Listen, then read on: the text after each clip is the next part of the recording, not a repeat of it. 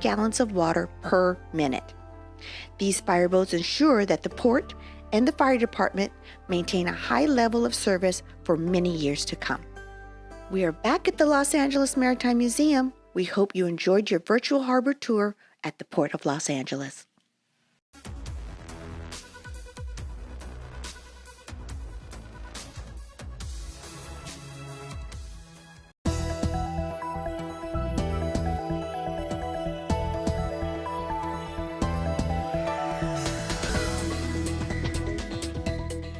Hello everyone, I'm Susan Huckle, and here's what's happening in LA this week. 26,000 runners taking to the streets and many more people lining the route in support. It can only be the LA Marathon. An international race of this caliber puts LA in the spotlight. Many city departments were hard at work to have everything and everyone running smoothly. Today, the City of Los Angeles is activated for the 40th running of the Los Angeles Marathon. Multiple agencies across the city are working together to make sure this is a fun, safe, and well-run event. The Los Angeles Department of Transportation is involved in it. It diverts traffic through traffic officers posted at key locations so that people can run the race, spectators can enjoy the race, and people traveling about the city can go about their day.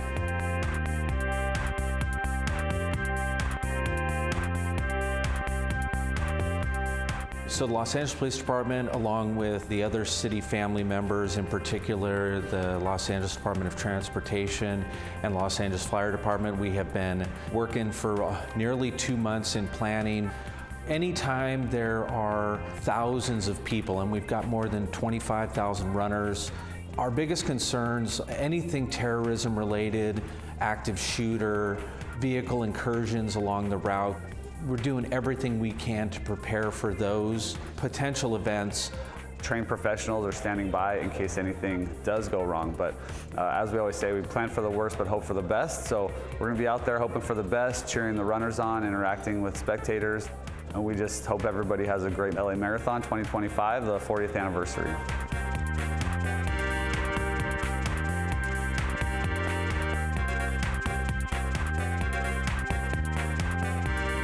Our number one concern is going to be the safe movement of cars, bicycles, and pedestrians in and around the route.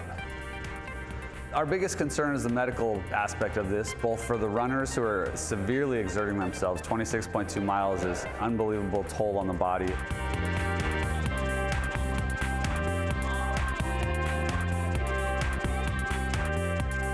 Whether it's a minor medical issue or a more serious thing, we are standing by to help in whatever ways we need to.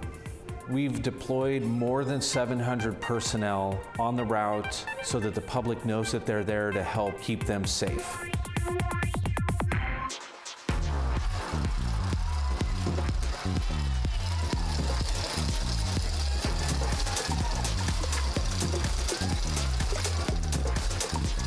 This is the first marathon I've finished in 10 years. I didn't run last year and had major FOMO. So this year I was like, I have to be part of the weekend, and I ran the half marathon and hit my goal pace. This marathon is amazing. I mean, the weather was beautiful, the course was so fast and fun.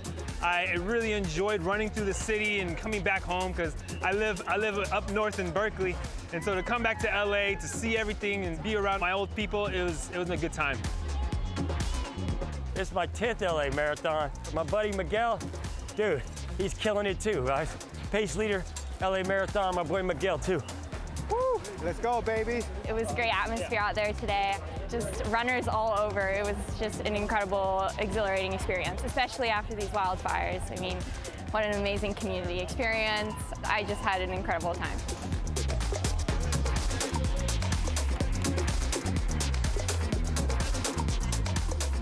Primero que nada, estoy contento de haber podido subir al podio, y pues ese es, creo que es la recompensa de los entrenamientos y del sacrificio de levantarse uno temprano día tras día.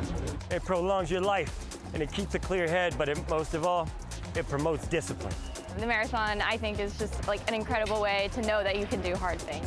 You just have to get outside and move, guys. It's part of just mental toughness and mental health, as well as having your body just moving and shaking and always being able to just do what you want when you want. Sign up for a race, train, and have fun. Well done to everyone who took part. Mayor Bass joined city departments and community organizations at an impacted worker and family recovery center. The one-stop hub provides comprehensive connections to help those hurt by the wildfires. 2 months after the devastation and the grief continues for too many people. We are here at one of our 4 impacted worker and family recovery centers. We have 4 throughout the city of Los Angeles, one in Culver City, in the Valley, in Boyle Heights, and this one here in South Los Angeles, helping families and businesses, individuals who are impacted or displaced because of the wildfires. People have lost their homes, but people have also lost significant income. There's been people who have lost their jobs and their livelihoods. And so what we're doing today is offering a one-stop hub to connect people to multiple resources so that they don't have to navigate, all of the red tape and the bureaucracy. We're really trying to streamline that process for everyone impacted. We have a range of services that we're making available for families. We are offering comprehensive services from financial assistance to financial coaching. If they are behind on their rent or they're behind on their utility bills, we're helping to connect them with those resources. We're also, if they're a business, they're helping to apply for a grant.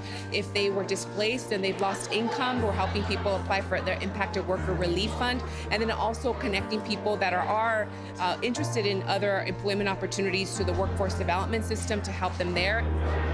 So the Youth Development Department is here today to do a couple things. One is to help connect young people to employment opportunities. We're also here to make referrals to young people who are seeking services such as access to mental health services, after-school program information, homework assistance. We can help them with that. We're also making sure that folks are aware of our Earn, Learn, Play website, where they can find out about the programs and activities the city has to offer through our 18 different departments that serve young people. We had a session today with the survivors, people who've lost their homes, and they talked about this being one of the most comprehensive meetings that they have attended. You look at the census data and the information about what the community needs, somebody has to do it, and it's beautiful when we can find a group of folk who are committed to meeting the needs, the relevant needs of families, from clothing to shelter to jobs. So our organization, Community Build, we're a boots on the ground organization, and I've had a chance to look in the eyes of people who are hurting, and I can do something about it, whether it's through influence, financial resources, or leveraging our corporate partners who have supported us greatly in this effort to help more people, and that's exactly what we do. For more information, people can visit recovery.lacounty.gov. Although it's closed for regular activities, Pacific Palisades Rec Center has become central to utility operations in the neighborhood. Residents who are rebuilding will get reconnected here. And in the meantime, there's some good news about the water supply. We're here at Unified Utilities Rebuild Operations Center at the Pacific Palisades Rec Center. We moved into this location week 1 after the fires. We brought our water and power crews here. We had an incident command post here with an incident commander. And from here, we deploy our power crews and our water crews to ensure that we were able to rebuild the power system and restore the water system. And we just shared great news that we're lifting the do not drink advisory for all of Palisades effective tomorrow. For those that are fortunate to have returned to their homes and businesses here in the Palisades, before using the water, we encourage you to run the water from all faucets for 10 minutes. We are also offering a $50 credit on their bill because of the water they're going to use to flush the system. We are leaving dog hangers in their doors with specific instructions on how to do so. We have restored power to thousands of homes and businesses, and as of yesterday, we are down to 143 customers that are located in very hard-to-reach areas. We're happy to be able to support our communities here. This is a center where you can come in when you're ready to rebuild and connect your utilities, and we have people here to support you. 2 months ago, the entire world watched as LA's heroes, our firefighters, police officers, and first responders fought tirelessly to protect our city. And 2 months since we have launched the largest disaster recovery operation in the history of the city of Los Angeles.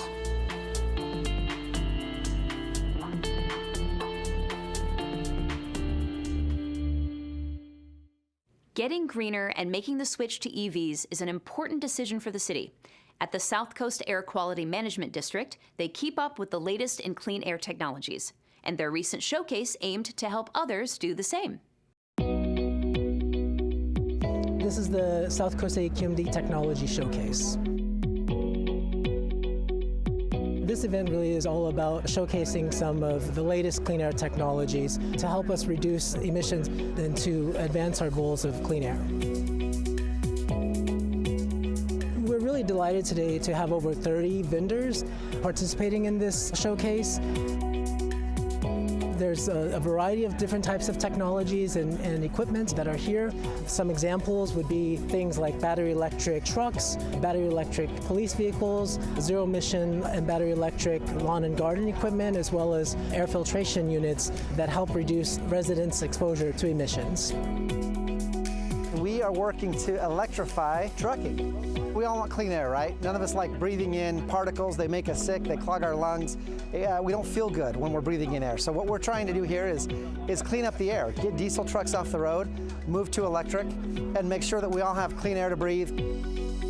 We at LA Sanitation have always considered ourselves stewards of the environment. We're here to look at the different types of electric vehicles, and as you can see behind me, we have a trash truck that we've been looking at. So we're testing and evaluating these vehicles to see how they will work for us. That's always been the goal and objective of LA Sanitation, that we have clean air vehicles. It is really amazing to see all the new technology available to people who want to make the switch from industrial combustion engines to EVs. Air quality is extremely important. We need to make sure that all of our communities are thriving and make sure we have a sustainable planet going forward. There's more and more pollution in the air, and we want to have zero emissions, especially for our future generations. All of us have to do our part. We're all here stewards of the earth. We got to make sure that we're taking care of it because we all want to leave it better than we found it. That's the goal. At a recent free tax preparation fair, the Office of Councilwoman Tracy Park and LA's Community Investment for Families Department were on site with financial volunteers. Together, they offered free help with filling out forms, filing taxes, and claiming credits.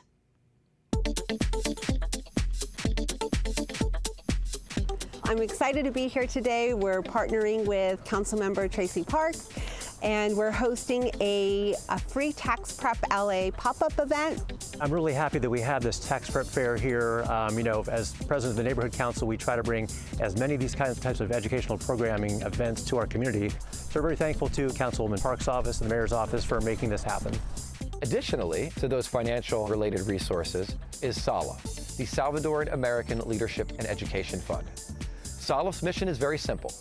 They want to be sure that immigrants and immigrant families know their rights. We also have care bags full of basic essentials that folks can pick up free of charge.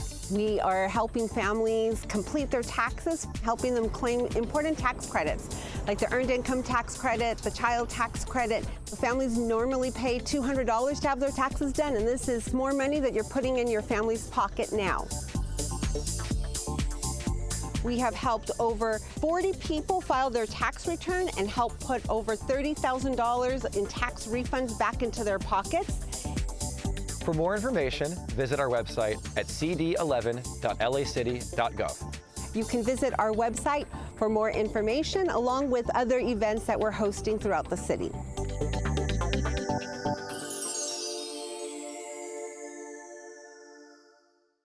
The The deadline to apply for FEMA disaster assistance has been extended. LA City's public housing is ranked as high performing. Young Angelinos are helping other youth with a professional clothing drive. These stories up next on City Beat.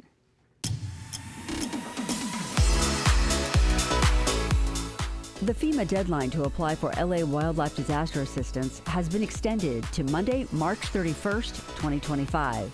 Disaster assistance can cover rent, temporary housing, home repairs, personal property losses, and other disaster-related needs not covered by insurance. The Federal Emergency Management Agency, known as FEMA, provides grants which do not have to be repaid, and FEMA assistance does not affect eligibility for Social Security or other federal benefits. In-person application assistance is available at 2 FEMA disaster recovery centers, one in Altadena and one at UCLA Research Park in the city of LA. For more information or to apply online, visit disasterassistance.gov. For the 12th consecutive year, HACLA, LA City's housing authority, has achieved the High Performer designation from the U.S. Department of Housing and Urban Development, known as HUD. The HUD evaluation measures the performance of public housing agencies in areas like property conditions and management practices. The high performer status comes with key benefits, including improved access to HUD grants. According to HACLA, the designation recognizes their commitment to ensuring that public housing communities are well maintained and meet federal standards. HACLA was established in 1938 and provides affordable housing, rental subsidy, and supportive resource services to over 200,000 Angelinos. For more information, visit hacla.org. LA City's Youth Development Department is hosting a professional clothing drive in partnership with LA Sanitation and Environment and the city's Youth Source Centers. From now until May 14th, the department is seeking donations of new or gently used workwear clothing. According to the Youth Development Department, professional clothing can help young Angelinos succeed at job interviews and in advancing their careers. Professional clothing donations can be made at Boyle Heights Technology Youth Center, Goodwill Youth Source Center Panorama, and Watts Labor Community Action Committee. The city's Youth Development Department supports young Angelinos with programs and services and oversees the LA City Youth Council.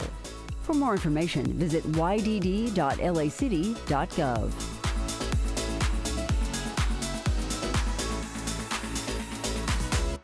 The latest in adaptable and accessible technologies was on display at the Abilities Expo, and practical experiences were encouraged.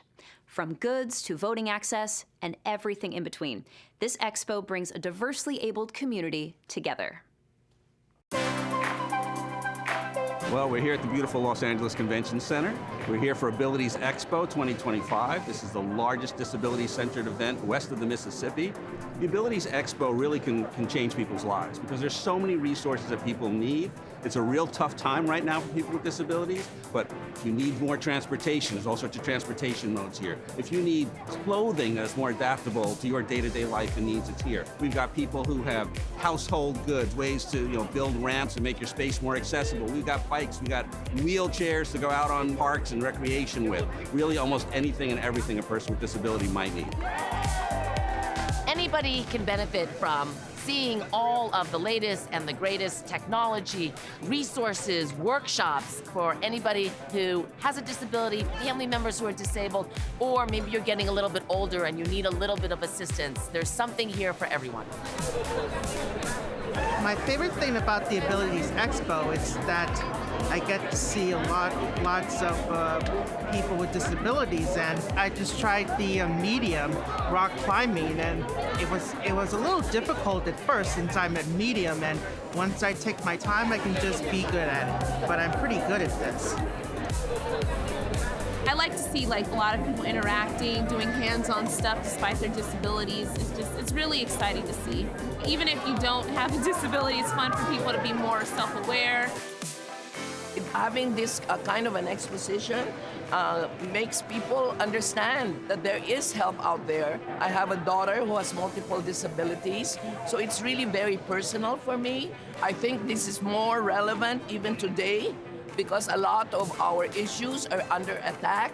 And we really need to, for us to really stand up and to make sure that the services and benefits that people of our, vulnerable communities continue to help them because, they're human beings too, and they can contribute many ways into our society. So it's very important. As state treasurer, I chair the Cal Able program, and it is a savings program for people with disabilities who can save up to $19,000 in their own name without jeopardizing their SSI or SSDI. Now they have some level of comfort and independence knowing that they have money saved up in case of an emergency. It's so important for the Department on Disability to be part of this event because this is how we connect to the community. This is how we learn about what people in our community need. We're a very diverse community. This is how we meet all the other vendors and all the companies that are really committed to supporting people with disabilities. You can reach the City of Los Angeles Department on Disability online at disability.lacity.gov. Great to see people connecting to solutions and services at the Abilities Expo. If you were looking for a party in the 1-5, your chances doubled with the Gaelic and Garlic Festival. Irish and Italian communities celebrated two cultures in one event, creating an unstoppable wave of music, food, and dancing.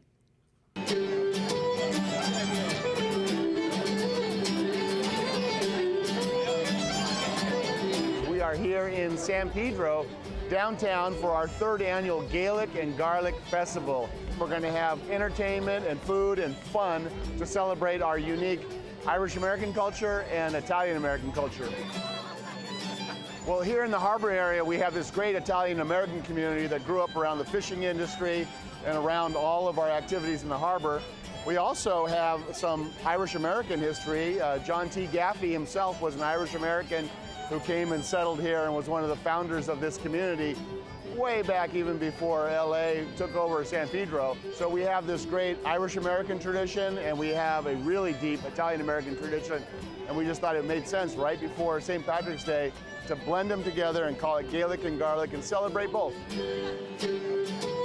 It's festivals like this that keep the community engaged. San Pedro's a great community, a family community. There's a lot of Italians in the community, there's some Irish, and we're here to celebrate St. Patrick's Day. We've got free food, free entertainment, and we have a beer garden with some cocktails. We have cannoli, desserts, and a lot of entertainment. I think Gaelic and Garlic is an amazing event. It's like a melding of cultures, and we do that as well in our pipe band, City of Angels pipe band. So we've got a lot of people from different backgrounds, different diversities, and so I think it's really exciting performing for the community. This kind of event is perfect for us. We love that it's a melding of Irish and Italian culture. We ourselves are a bunch of mixed cultures in the band, and we all rally around Scottish culture, so to bring Scottish music and Celtic arts to Gaelic and Garlic is incredible. These types of events, like Gaelic and Garlic and so many other events in the 1-5, are really designed to bring people together to make sure that all of our communities know each other, support one another. It creates a network, a fabric of community so that we can be supportive in happy times like today, and we can support one another in tough times. We learned growing up that we are really a blend of great immigrant communities. We have Japanese Americans, we have Italian Americans, Croatian Americans, Irish Americans, really a melting pot of so many different cultures. We've all come from somewhere else, and we need to make sure that we're all working together. So for today, for Gaelic and Garlic, we say Salancha and Salute. Everyone should have a great time here today in downtown San Pedro for Gaelic and Garlic.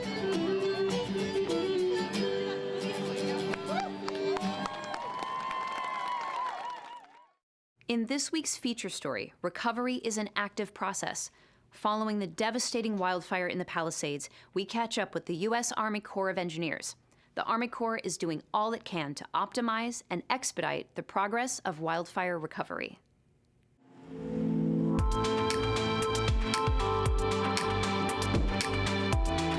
My time at the United States Military Academy as a math instructor leads me to look at this as an optimization problem. Where are the bottlenecks? Where are the things that are preventing us from going faster? So my approach is to find everything that we can do to expedite the recovery. The right of entry inflow, haul distances to landfills, capacity at that landfill, the turnaround time, the number of dump trucks that we employ, the number of excavators at a particular parcel, the number of crews executing hazardous site assessments, asbestos abatement, debris removal are all things that I'm monitoring to make sure that anywhere we have an opportunity to remove a bottleneck, we do that. The local elected officials have been absolutely amazing. I'm being asked daily, what obstacles are you experiencing? At every turn, we're working together, and I think the collaboration that I've witnessed is why we're able to go fast. It's why we're able to get after this task the way we have been thus far. I want the public to know that there's absolutely nothing that we can do to erase the heartbreak that they've experienced. The devastation from this fire is unbelievable. When you drive around and you see the loss, you see what has happened here. But I am encouraged by the resilience that I've witnessed. I'm honored to be one of the many that are contributing to this recovery effort. I want the public to know that we are going to remain lockstep with local, state, and other federal agencies to make sure that this is done right. There's a lot of work yet to be done, but we're not going anywhere. And I'm excited to be a part of this recovery.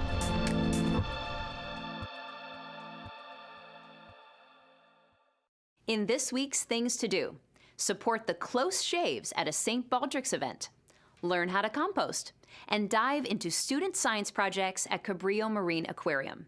All this up next on Things to Do.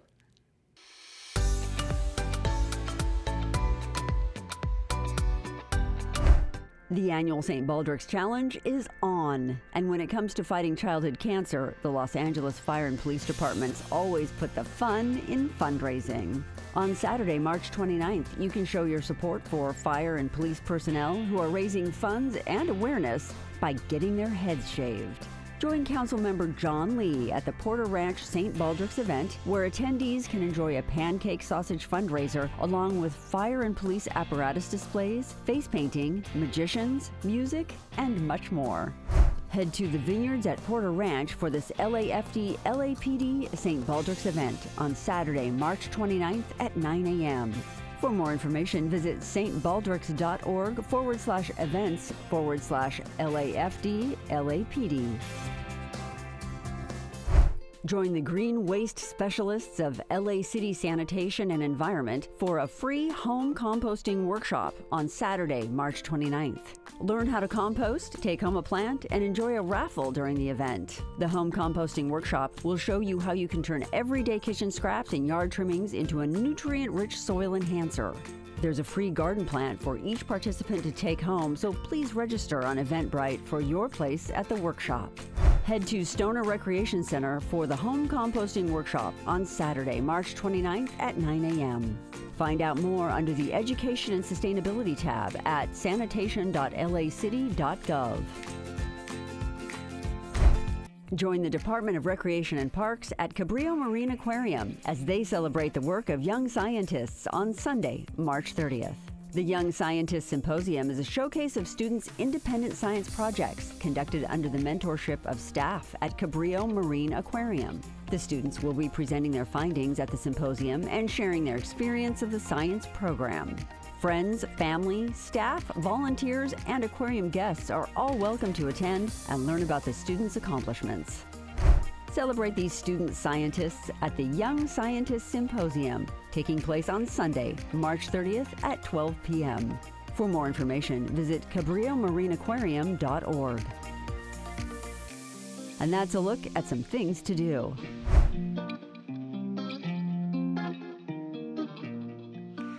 And that's all for this week. I'm Susan Huckle, and from all of us here at LA This Week, thank you so much for joining us. Remember that you can watch us online anytime at lacityview.org. We're also on Instagram, Facebook, X, and YouTube. See you next time for more LA This Week.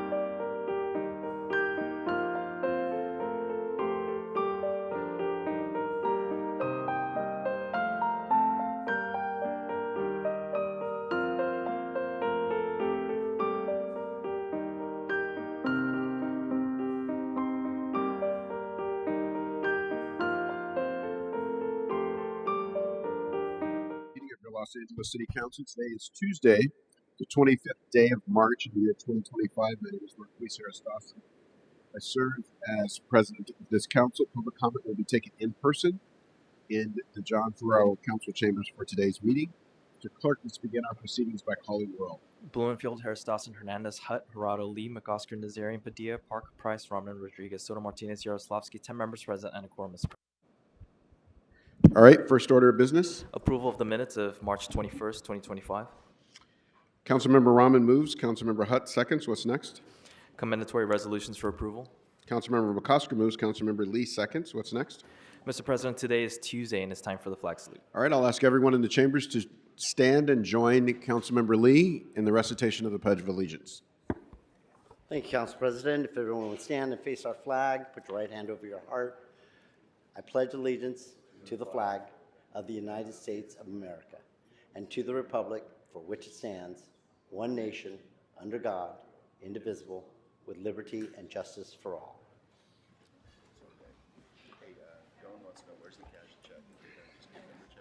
All right, Mr. Clerk, let's run through our agenda.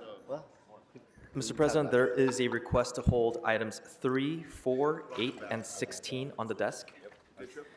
Items 1 through 17 are items for which public hearings have been held. Items 18 through 32 are items for which public hearings have not been held. Items 33 through 41 are closed session items which were considered by the Budget and Finance Committee. 10 votes are required for consideration. All right, without objection, those items are now before us. Members, are there any specials to my right on the east side of the building? Specials? Councilmember Yaroslavsky. Thank you. I ask that we move the Rules Committee report for item 14, and I'd like to ask for a separate vote on item 15. 5-0? No, 15. 1-5, got it, okay. All right, any other members? Mr. Price? Thank you, Mr. President. Out of an abundance of caution, I'm recusing myself from item 1 because my wife's employer has worked on the project in the past. All right. Thank you. Councilmember Soto Martinez. Thank you so much, Council President. Item 1, I know we're going to go into closed session. Just want to make that formal request. And then separate vote on 32 and 22. All right. And then my apologies. And we have a substitute motion for one of the items that we'll present in a bit. For which item? Item 20. Item 20, a substitute motion is being circulated. And Mr. Soto Martinez, would that be separate vote on 32 and 22? Yes, please. Councilmember Yaroslavsky. Thank you. I have a substitute motion on item 23. All right, a substitute motion on 23 has been seconded and distributed. All right, seeing no more on my right into the, Councilmember Park. Thank you, Council President. I'd like to call item 8 special for an amendment, which is being circulated, and comments. All right, so comments and amendment has been seconded and circulated. All right, no more on this side. All right, on my left to the west, Councilmember Lee, welcome back. Thank you, Council President. Out of an abundance of caution, I'd like to recuse myself from item number 1 because I'm dealing with this law firm on a personal matter. Okay, item 1. All right, Councilmember Hernandez. Thank you, Council President. I'd like to call item 32 special for a separate vote, 29 for comments, and for Councilmember Jurado, continuing item 18 to April 22nd. Okay. All right, any others on either side of the room? All right, and I have a request to hold item number 10 on the desk for an amendment. It's in the process of being circulated at this time. All right, we're at 12 members. Mr. Clerk, so what items does that leave available for the council to vote on at this time? Mr. President, the council may now vote on items 2, 5 through 7, 9, 11 through 13, 15, and 17. All right, those items are now before us. Let's open the roll, close the roll, tabulate the vote. 12 ayes. All right, what's next?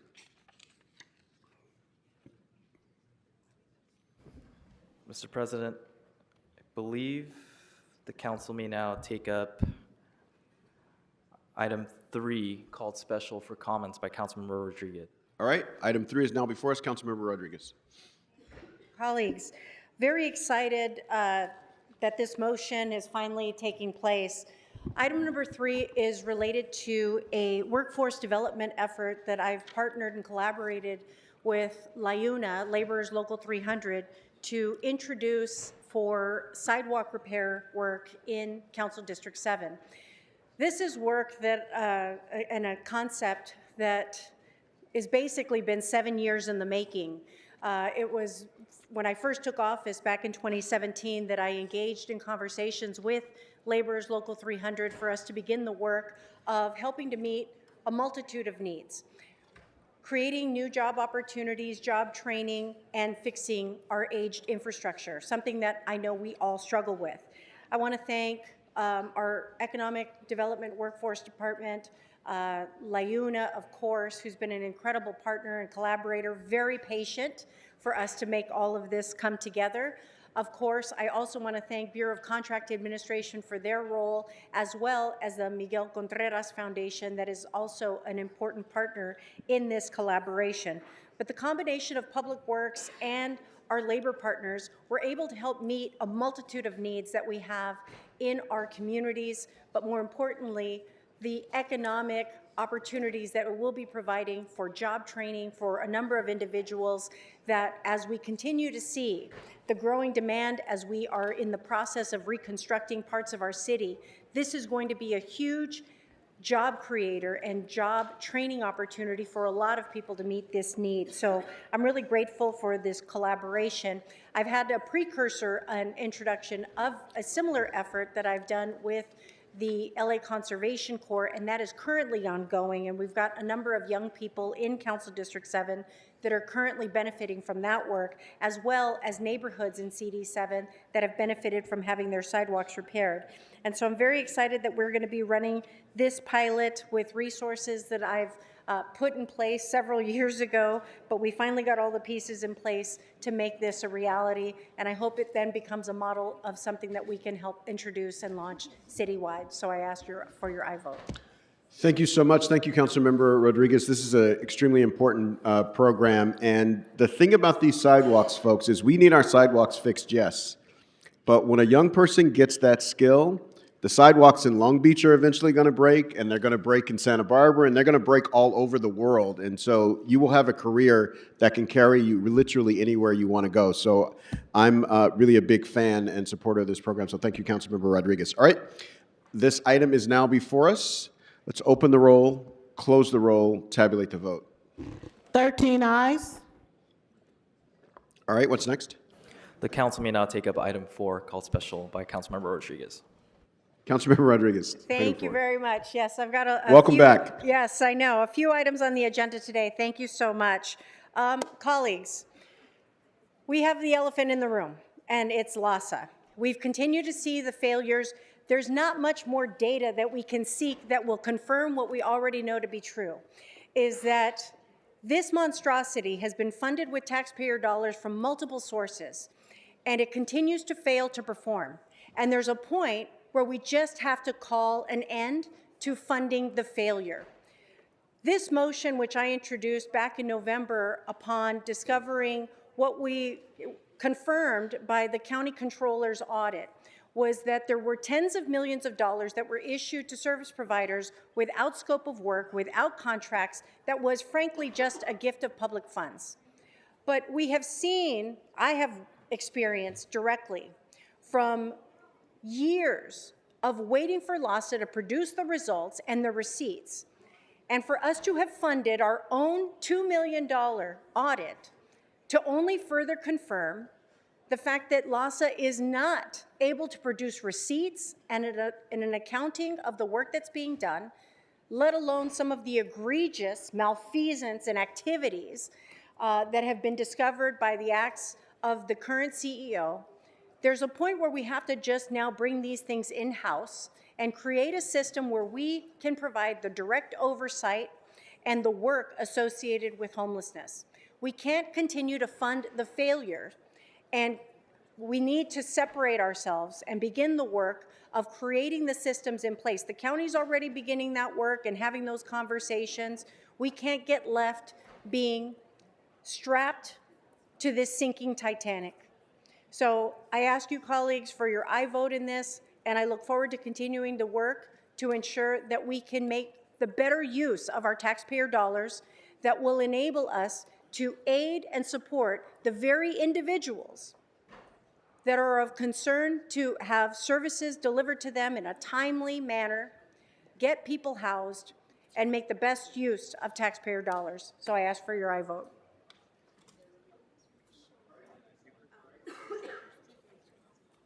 Seeing no other members on the queue, this item is now before us. Let's open the roll, close the roll, tabulate the vote.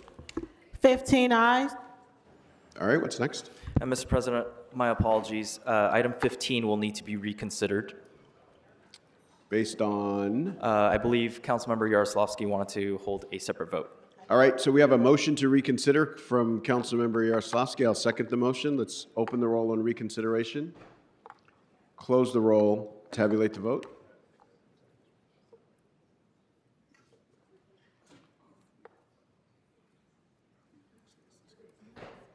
$15 ayes. All right, so item 15 is before us again. Everybody, item 15 is now before us again. Let's open the roll, close the roll, tabulate the vote. 12 ayes, 3 All right. 3 noes. All right. What's next? Mr. President, I believe the council may now take up item 14. All right. Item 14 is now before us. Seeing no speakers on this item, let's open the roll, close the roll, tabulate the vote. 15 ayes. All right. What's next? Mr. Council President, items 8 and 16 are held special. I believe for item 8, we are waiting on an amendment to be circulated, and Councilmember Rodriguez wanted to make comments on 8 and 16. So how would you like to take those? Has the motion been circulated? No, sir, I do not have the amendment before me. All right. Let's hold those until it's been circulated. Anything else before us? The council can take up items 33 through 41, which are closed session items considered by the Budget and Finance Committee. All right. Councilmember Yaroslavsky.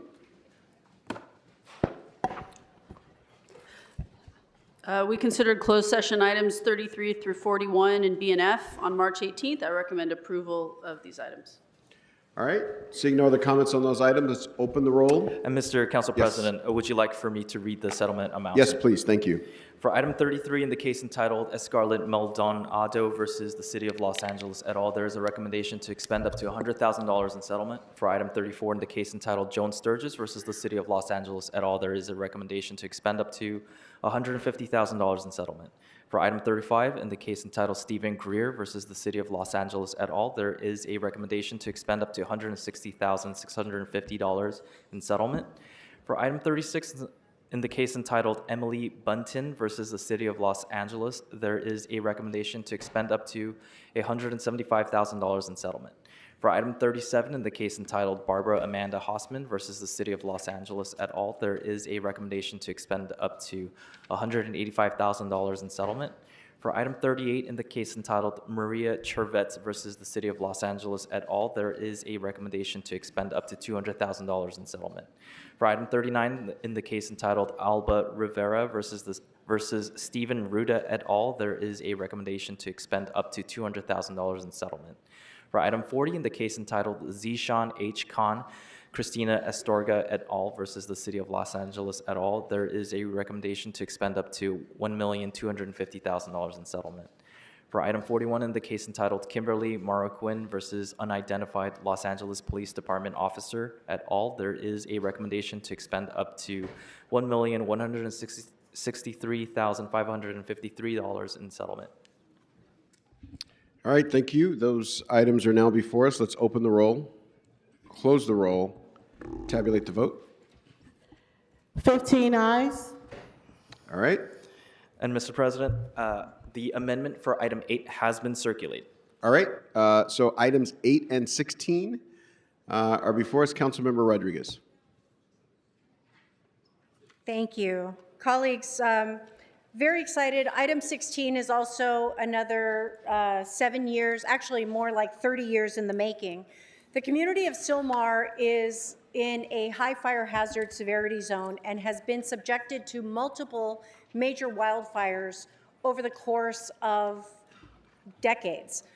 From the total decimation of Oak Ridge Mobile Home Park in Sylmar as a result of the Sayer fire, to the subsequent Latuna Creek, Saddle Ridge fires, and the most recent, the Hearst fire, we know that the community of Sylmar has always been under-resourced when it comes to the staffing and fire personnel that is currently placed in this area.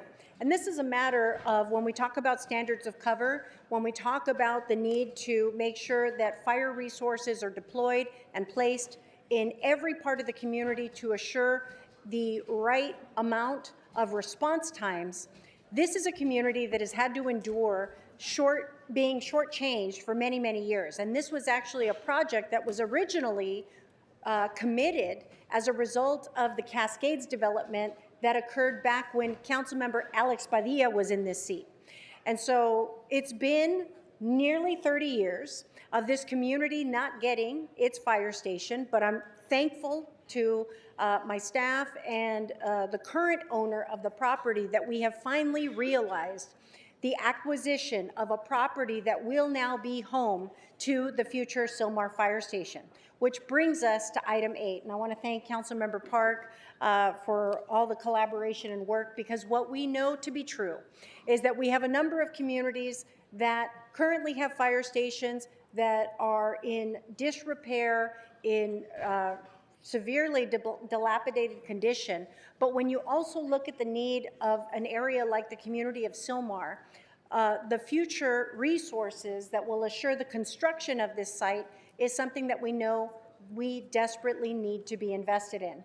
And so while we are concurrently working to expand our personnel and resources for the LA City Fire Department, and we have to continue to address those needs, and I'm really thankful for all the work that and the partnership that I've had with Chief Crowley and so many members of the department who have helped to expand APRUs and help close the gaps in the community of Sylmar. The combination of the acquisition of this property along with the potential of an approval of a future bond will help finally deliver the outstanding promise that needs to be fulfilled for the community of Sylmar. And I'm just so glad. This is a huge milestone among all the projects that I've been working on since I took office. This is a promise delivered for the community of Sylmar that I'm proud to have made happen. For me, there's been a lot of checking of the boxes of promises that have been made by previous elected officials that we are making good on for the city of Los Angeles in the 7th District. And this is one that I'm particularly proud of, and I want to thank my staff. I want to thank the fire department. Of course, UFLAC has always been a huge supporter and advocate of this work as well, because they recognized through the standards of cover and just the unique, the dynamic with response times, that this is a community that has not been served well by promises that have been failed to be kept by previous administrations and elected officials, but we're changing that today. And so with that, I ask you for your aye vote. Thank you so much, Councilwoman Rodriguez. Councilmember Park. Thank you, Council President. And Councilwoman Rodriguez, thank you so much for your leadership and your partnership in this really important effort. I don't know how we can talk about this without also talking about the Palisades and what just happened to our city on January 7th.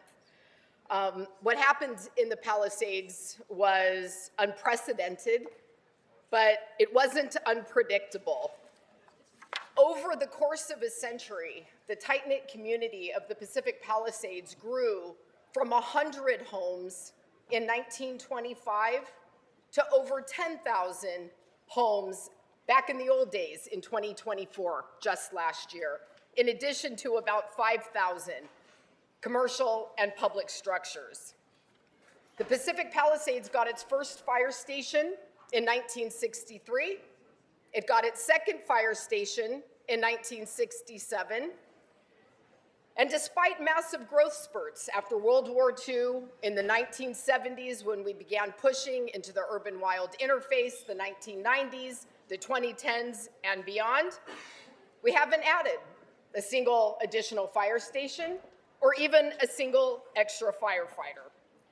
And despite the massive growth spurts that we've seen and today, year after year, we've increased density, adding more homes and traffic and strains on our infrastructure, our roads, our pipes, our schools, our police, and our fire stations. But we've never invested enough in the infrastructure or the public safety resources that are necessary to support all of that added density and traffic and people and risk, not to mention the threats of climate change, longer periods of drought, fire seasons that last all year, hotter temperatures and drier air that make fires easier to start, spread faster, and harder to fight. We constantly hear phrases like, it was just the storm of a century or a once-in-a-lifetime weather event, and then it happens again and again and again. And that just can't be how we prepare and plan for wildfires in 2025 and beyond.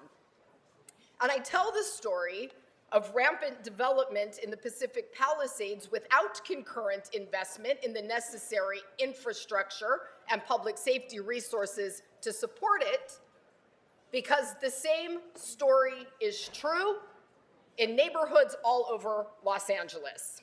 Simply put, we need a 21st century fire department that can tackle 21st century problems. Too many of our fire stations are past their original intended lifespans.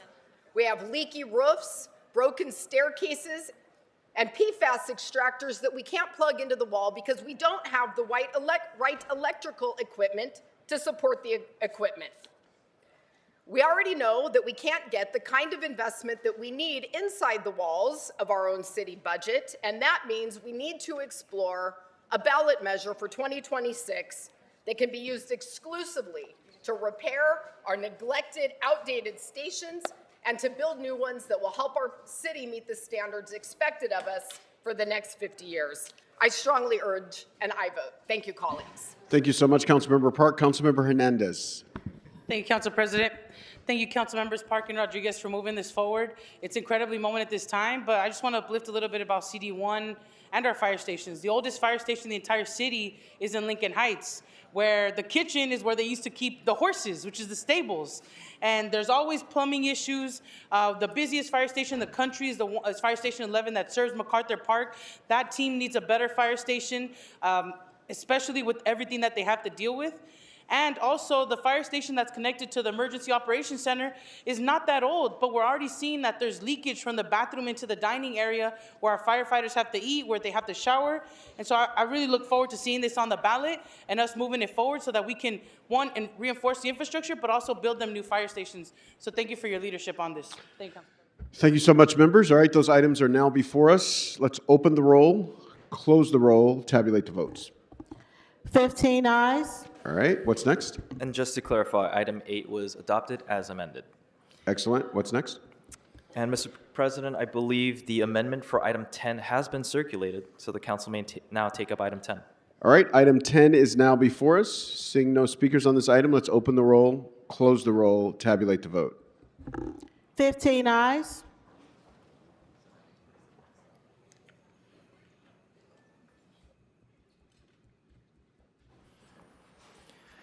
Mr. President, the council may now move on to public comment. All right, Mr. Clerk, Mr. City Attorney, let's prepare for public comment.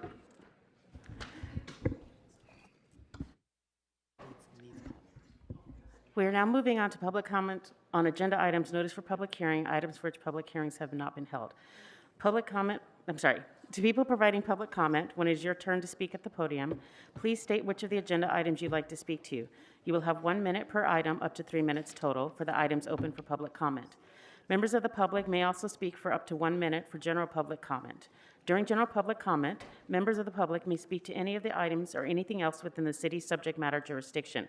We will tell you when your time is up. When speaking on the agenda items, you must be on topic. Our goal is to get through as many speakers as we can.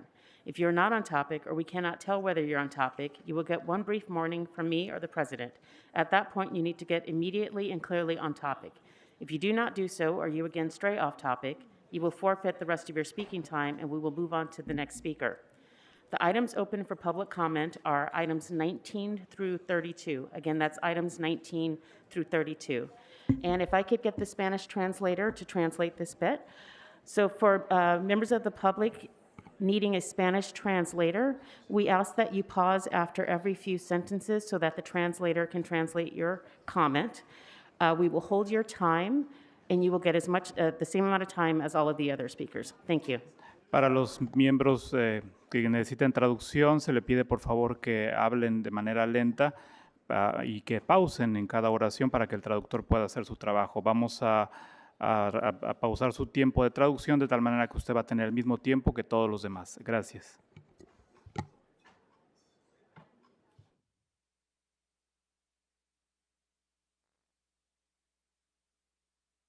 I will now call names to go ahead and speak. Adam S., Kristen Crowley, Audit L.A., Brianna Taylor, Jasmine,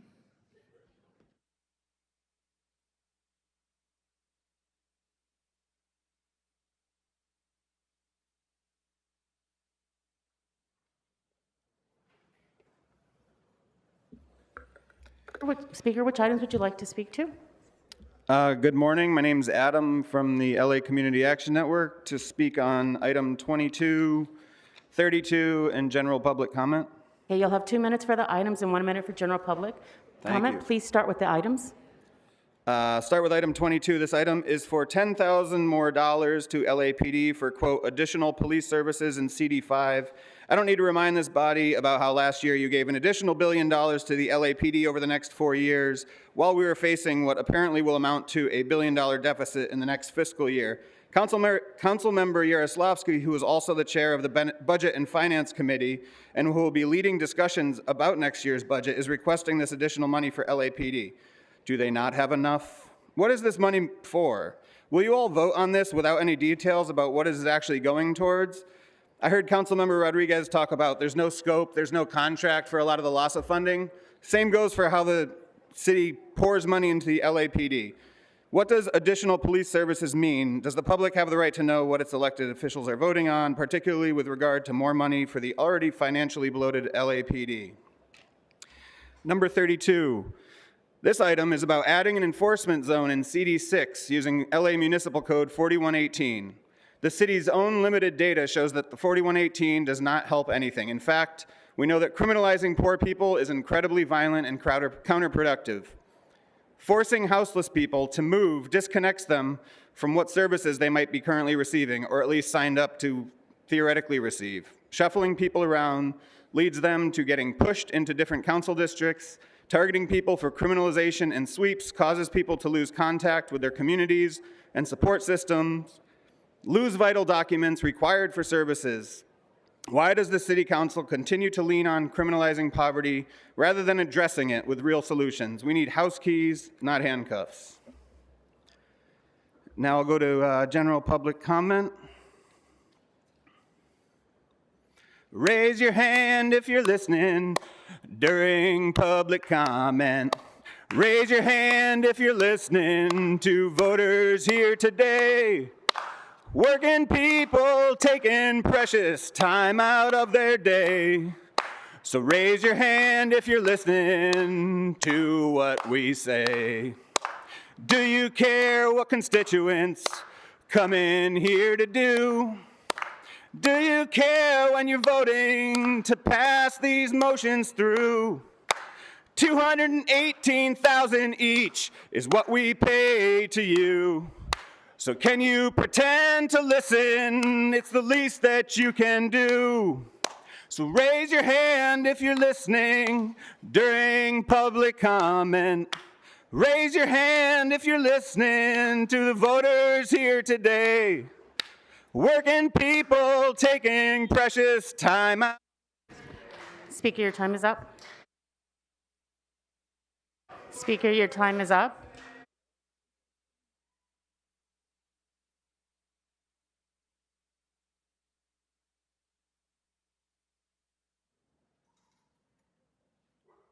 Speaker, which items would you like to speak to? Mr. Herman, we can start the clock now.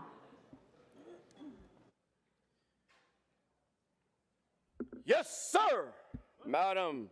Sir, regarding the police service for Yarosky, KKK Yarosky, and Timmy McCucker, sir, we're finding out they want additional police officers to protect the West Side, White Side people because of the continuous march and protest between one group and another group, which I will not say the N or the C word about.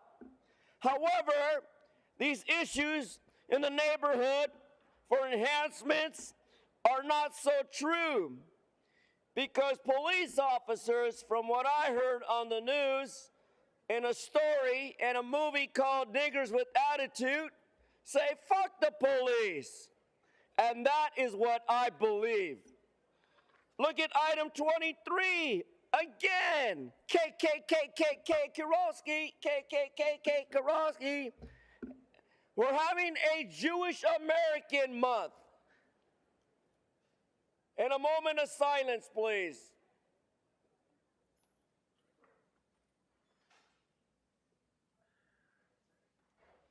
We shall recognize the necessary proofs that the Holocaust did not exist. The Holocaust was not real. Because if it were real today, you same people, yes, sir, would say to me that I am using communist words. Yes, sir.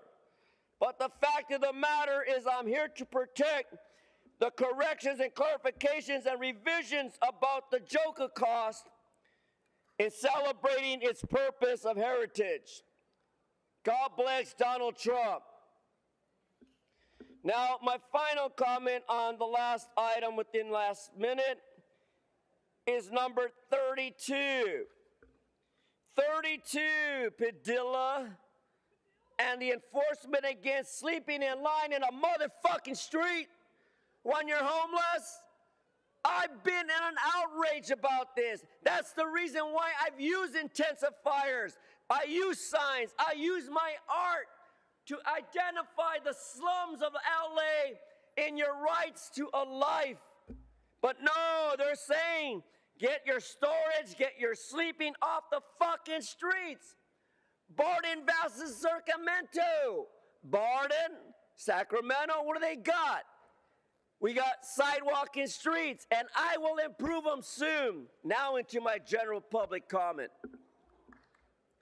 Now, I, a disabled person, is having my rights of free speech censored or shut off, and finding out that this motion declared by Monkey Dawson up there, who finds it offensive of these epithets, but again, ladies and gentlemen, I read into the record my view about Los Angeles being dirty.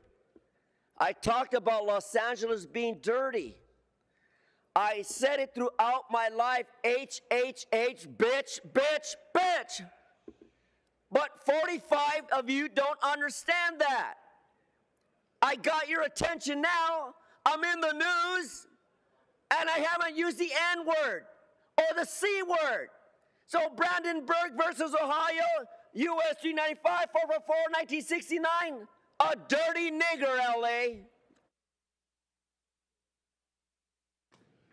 Before the next speaker speaks, I will go ahead and call more names. Stacy Segarra, Jason, Jack, Jasmine Crossroads, Michaela Gibson, Kaylee Clift, Pat. Speaker, which items would you like to speak to? You'll have 3 minutes for the items. Good morning, niggers and cunts. Here we are again. Number 18 is the first nigger item. Continued Number 18 has been consideration. continued, so you It's a can speak nigger to items item, 19 though. through 32. It's a nigger item, is it not? So, how about 19? Can I speak on that? DEI. Of course. So, KKK Slavsky, the worst thing that happened to the Hebrew people since the opening of Auschwitz is now trying to do streetlight repairs. What a fucking joke that cunt is. Can you believe, Marchese, that after all these years, this bitch came up with $100,000 fucking dollars? Now what happened? The ghetto don't get that, but she gets it for the Hebrew demons. And then number 20, that's a cunt item. The program celebrate the 43rd annual Cuntus Festival at Cunt Echo Park. We vote no on that shit. Item 21, niggas trimming trees in CD4 for Nithya Ramen Noodle and non-certified cunt. It's right. $75,000 that bitch finally found under the mattress. Mattresses of City Hall offices. That's where you've been bending over all those campaign donors, right? And then Katie again finding $10,000. Why, you dirty little cunt, you. Look at how you can find that money. Ring-a-ding-ding, ring-a-ling-ling. And then we have 23, the fake Holocaust motion by Katie Yardslavsky. There wasn't no goddamn Holocaust. You out of your fucking mind? Every German would have been arrested, tried, and executed. You don't have no goddamn Holocaust. That bullshit's ridiculous. They were work camps, fool. Like I'm working here, fool. Doing around, nigga in the round. Going around, bitching around. Going around, fool. Speaker, you need to get back on topic. Well, I'm just rapping. I'm sorry. It's my Tourette syndrome, my disability. I apologize. Number 24, well, we got Moni Cow Cunt Regas. The biggest, fattest piece of shit on the council. She wants to do housing bonds. Ain't no goddamn housing bonds. Fuck that. And let's be clear, on Friday, our city attorney taught me how to spell two words I wasn't sure, Bob. Nigger is spelled N-I-G-G-E-R. And cunt, I didn't know this, Bob, is spelled C-U-N-T. Now, how come Heather Hutt didn't sign the motion? She's been called both nigger and cunt, and she didn't sign the motion. How come only 7 of you motherfucking gang members signed the motion to ban these words? They're laughing at you. All over, they're laughing. But why am I dressed as Santa Claus, nigga? Why? Because my First Amendment attorney already started racking up his $844 an hour fees. We're getting ready for the lawsuit. I want my motion today. Wave it out of committee so we can all start getting paid for being niggas. I want to be paid as a nigga.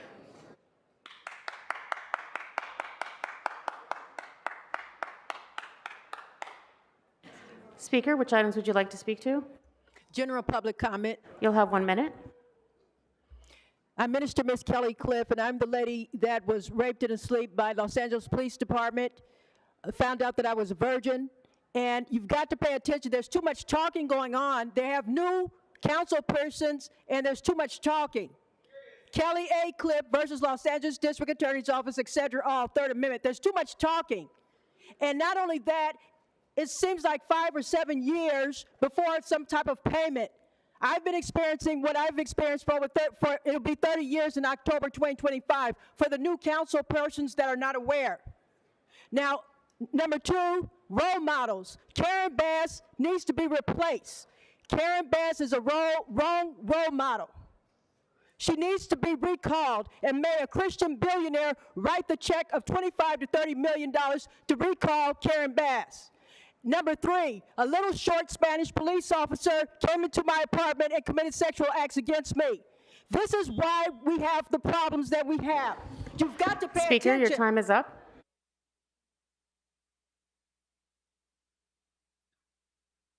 Speaker, your time is up.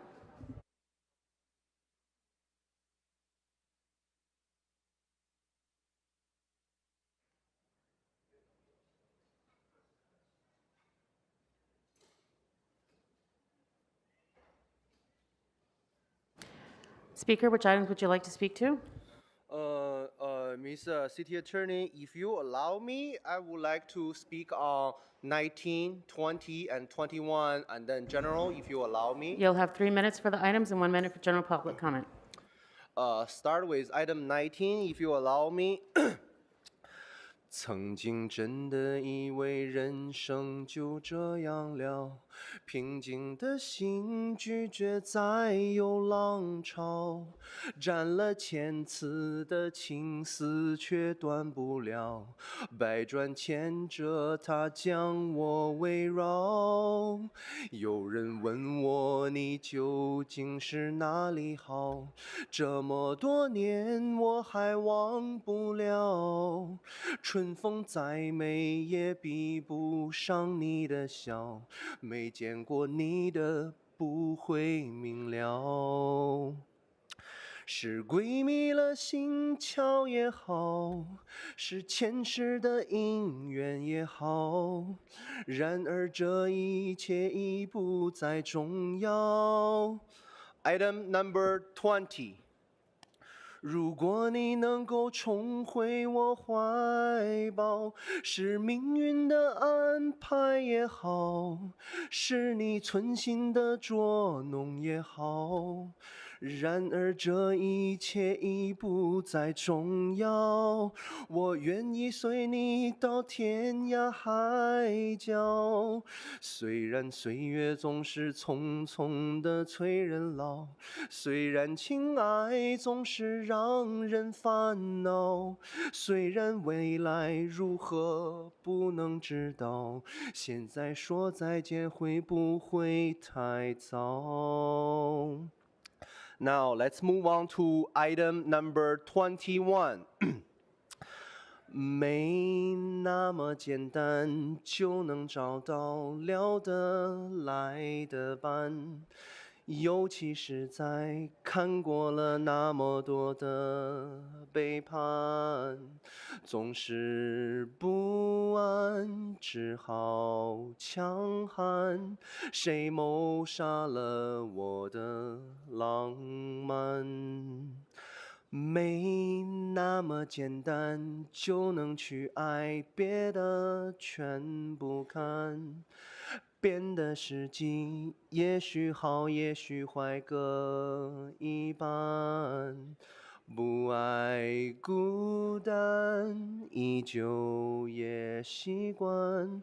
不用担心，谁也不用被谁管。感觉快乐就忙东忙西，感觉累了就放空自己。别人说的话随便听一听，自己做决定。General, I am here to continue to support my position to Council Member Spindler. So I attended the first City Council District 1 election campaign event 1 week ago. And then interestingly, that somebody took my voice away. But I want to inform everybody, especially in Council District 1, that I will not be disencouraged. Even though I no longer have my voice, even though they are coming after my voice, even though they are coming after my safety, but I will continue to support our Council Member Spindler. There's a huge attack on the First Amendment rights in Council District 1. There's so many attacks on the Second Amendment on the Council District 1. Councilmember Hernandez will take your First Amendment, Second Amendment away. Who will going to protect your rights? Only Councilmember Spindler. Vote Spindler, Council District 1. Speaker, your time is up.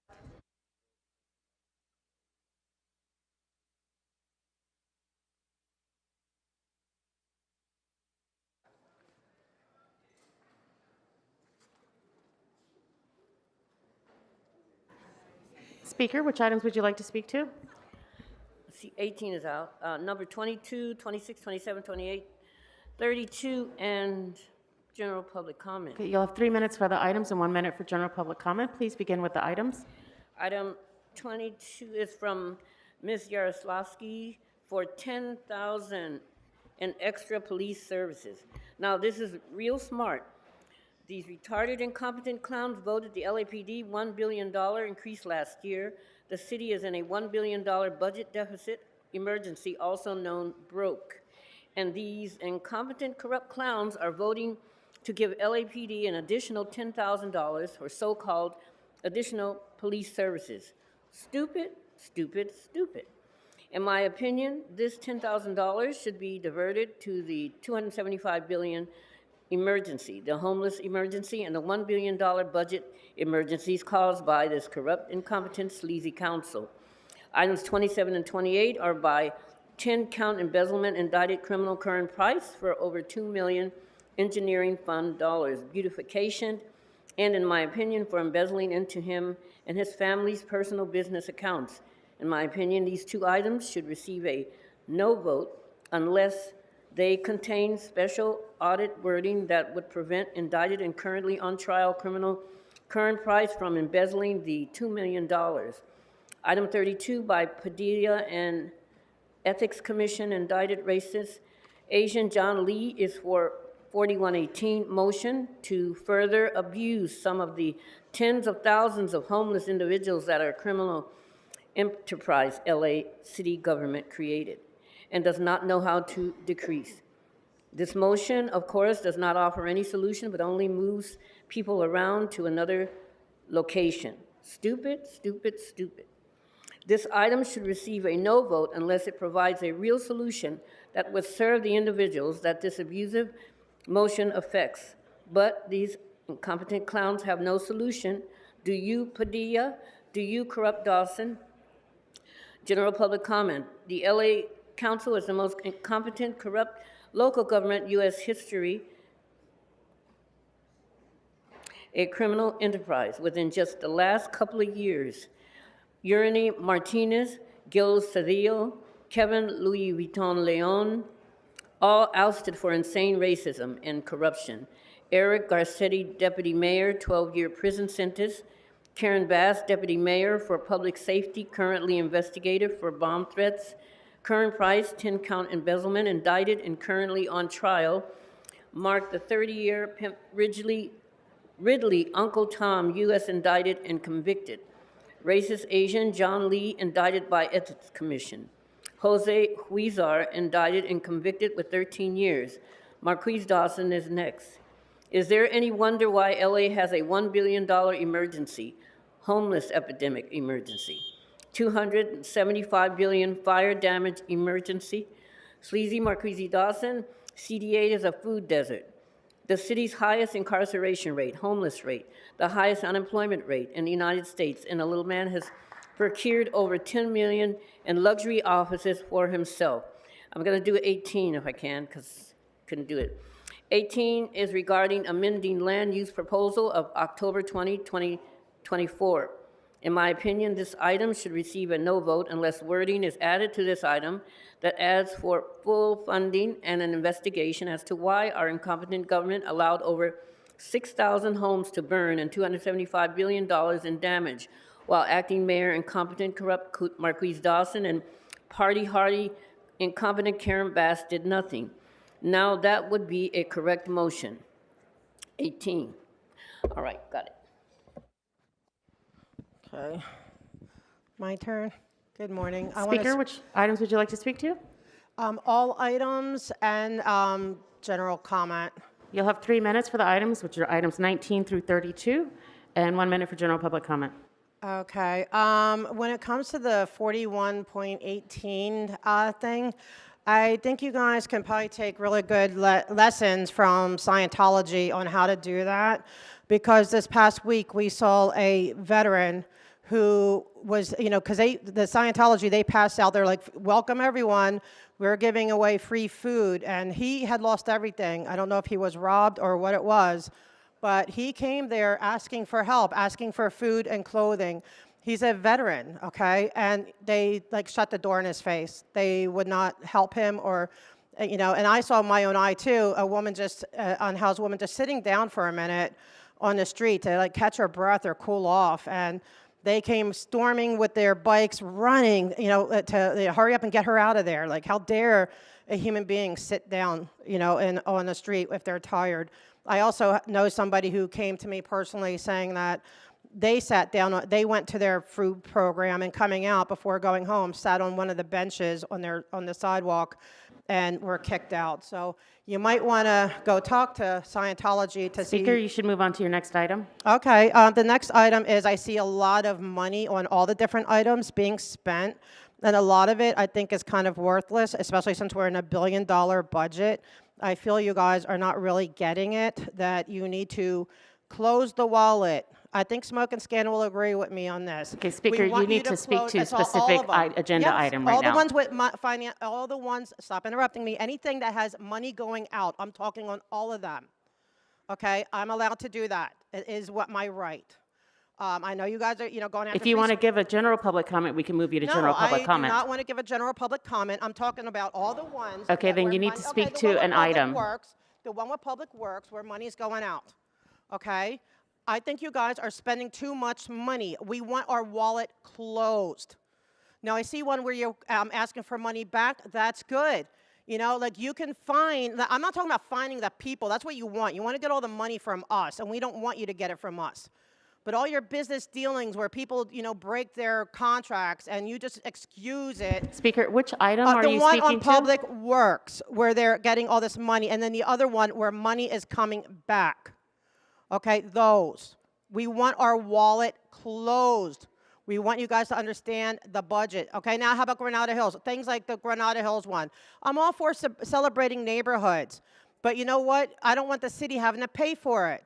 That should come out of, like, you have, you know, bids or whatever. You know, they can pay for it. Privately, they can pay for it. I don't want the city paying for things that, you know, when we're so broke. And then, like, you're asking for a lot more money for cops. I mean, cops get the biggest budget of all. They get over half the budget. Why aren't you asking for money for the fire department? You have 1 minute for general public comment. Okay, I was hoping, no offense to you, Madam City Attorney, I was hoping the Mr. Grote was here because he owes me an apology. And I hope, you know, and so can you please pass that in? I will be happy to tell him the next time I see him, because he, like you, always interrupting me, you know, but I was in the right. I was on topic, and he apologized for that, but still threw me off base. And that's what, and I wish, and you too, Madam City Attorney, and I think Smoke and Scan would agree with this as well. We'd rather you do the job of policing these people who are not listening. How many of these people up there are even listening? And I'm disappointed with Ms. Padilla, because she's one of my favorites, and she's not paying attention. Ms. Gerardo's new, she's not paying attention. See, they don't even blink. The president, wave hi if you even hear me, sir, please. Nope, see, he doesn't hear me. Mr. Price, Mr. Hugo, wave to me if you hear me. Nope, see, they're not listening. Okay, so why don't you call them out on it instead of calling. Okay, Speaker, your time is up.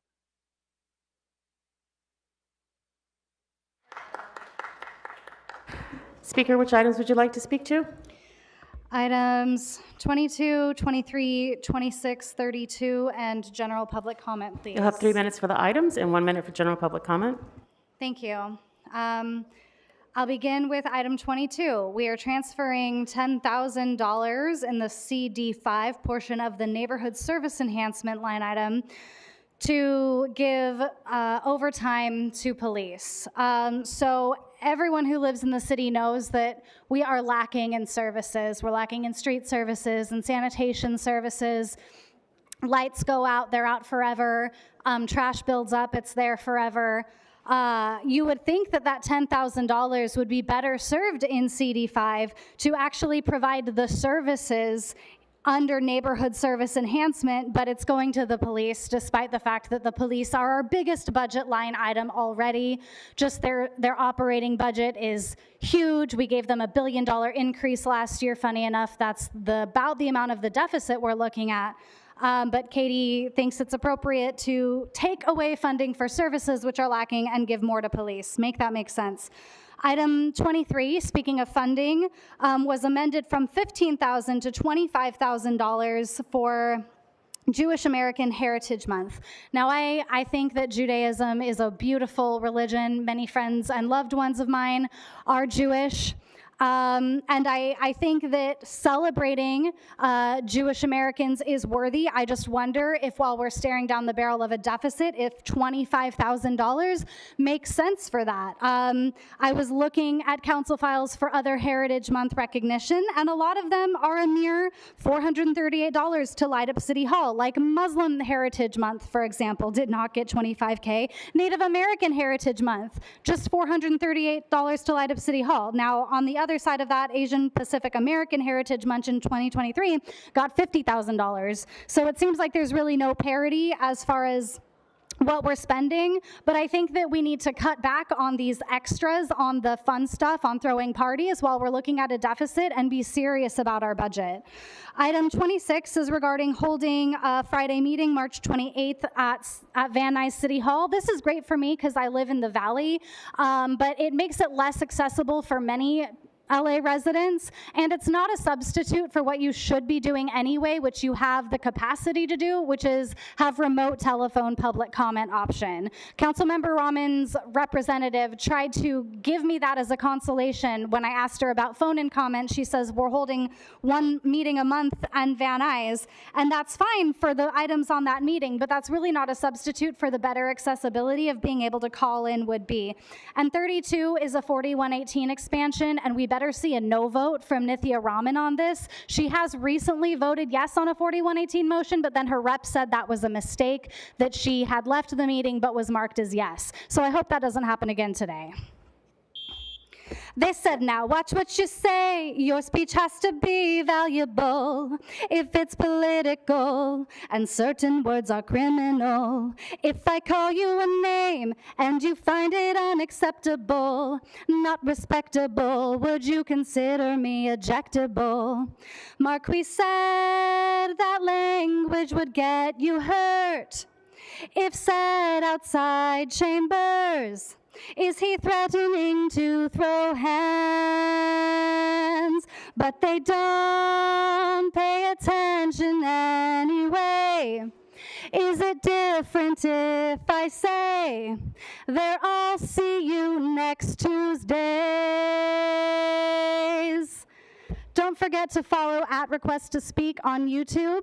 Shout out Smoke and Scan, and the Sherman Oaks Neighborhood Council is hosting a Government Affairs Committee meeting this evening on Zoom. We'll be discussing LASA and communications from CD4. I would love to see you all there.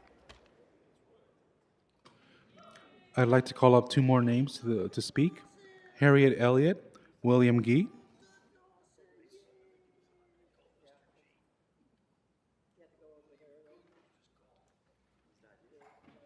Speaker, which items would you like to speak to? I'm here for public comment. You'll have 1 minute. Good morning.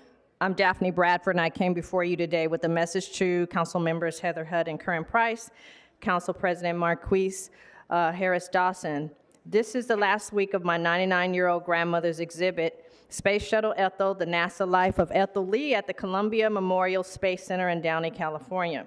The exhibit has been up since Black History Month. My grandmother was born before Dr. Martin Luther King began working for NASA at Rockwell International 4 months after federal government opened NASA, and she played a pivotal role in putting the first man on the moon. It is a shame that not one of you have supported the 3 generations of the historical space, science, technology, engineering, and arts and math legacy that our family has established. Council President Harris Dawson, you can change this. Who do I contact in your office? Thank you.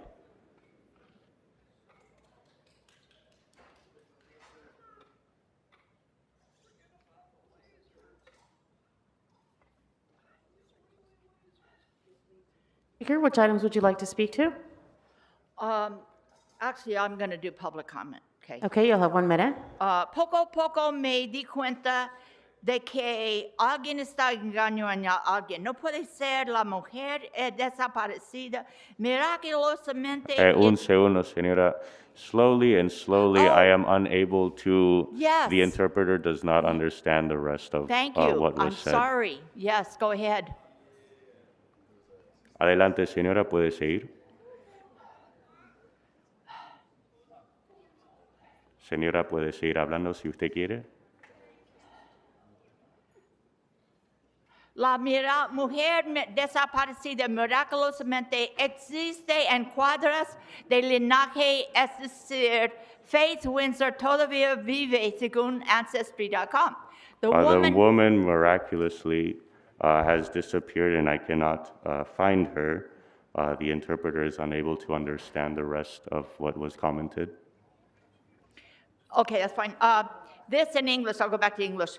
Online resources for finding people. Julie, down on 4th floor, down lower level. She'll help you. I told her everything about Faith Windsor's house. She said the mailbox is there. I said the mailbox is still there. It's decrepit, but it's still there. Faith Windsor was there. Yeah, but they have her as live. So I hope you go and make that walk. It's a 5-mile walk.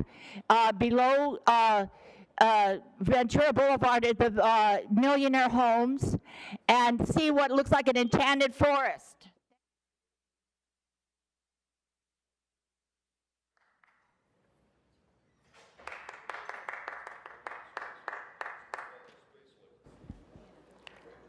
Speaker, which items would you like to speak to? I'd like to speak to 1922 in public comment. You'll have 2 minutes for the items and 1 minute for general public comment. All right, so we're here talking about street lighting services increases. This is after last year you guys, to give that LAPD $126 million increase, decreased funding in street lighting by $5.3 million. Somehow that was a priority. Now, I was just over at the LAPD Commission. They said that crime is down. Crime is down month over month, year over year, year over year, every year since COVID. But yet you increased the funding and cut street lighting. Street lighting, which, you know, I gotta tell you something. You go to South Central, go ride down the streets at night. Go down any major street. Go down Western. Go down Normandy. Go down Hoover. You know what you're gonna see? Dark streets. And when you have dark streets, what's that gonna breed? It's gonna breed crime. So you have dark streets breeding crime. You say, you know what, we got to fix this. We need more police funding. So you end up in that death spiral because you refuse to fully fund services. Now I see in CD5 you guys want to increase police funding again. Again, like I just said, you increased police funding by $126 million last year while you cut the fire department by 18 and cut street services by 22 and cut sanitation by 20. And then you're going to ask for additional funding for policing, outside of what they already have, outside of the fact that they've already overspent by 100 and something million, outside of the fact that their liabilities are pushing between 100 and 200 million, as Hugo over there, who did vote for the police budget 2 years ago. These are your priorities. As far as public comment, I got to tell you guys really fucked up the budget. We are $1 billion in the hole. It's because of you. It is not outside forces that cause these problems. You guys did it. Kenneth Mejia warned every single one of you every step of the way, and you disregarded him. You said, the mayor said that it was theatrical exaggerations, his projections, and he was dead on. So shame on all of you who sat there and voted for these bullshit budgets. 3 of you get a pass. Eunices, Nithya, and that piece of crap, Hugo, you get a pass. The rest of you voted for that shit. And now we are in crisis. 18 months ago, we had record general fund reserves. Now we are in fiscal emergency. 18 months later. Great job, all of you. You guys have run this city into the fucking ground.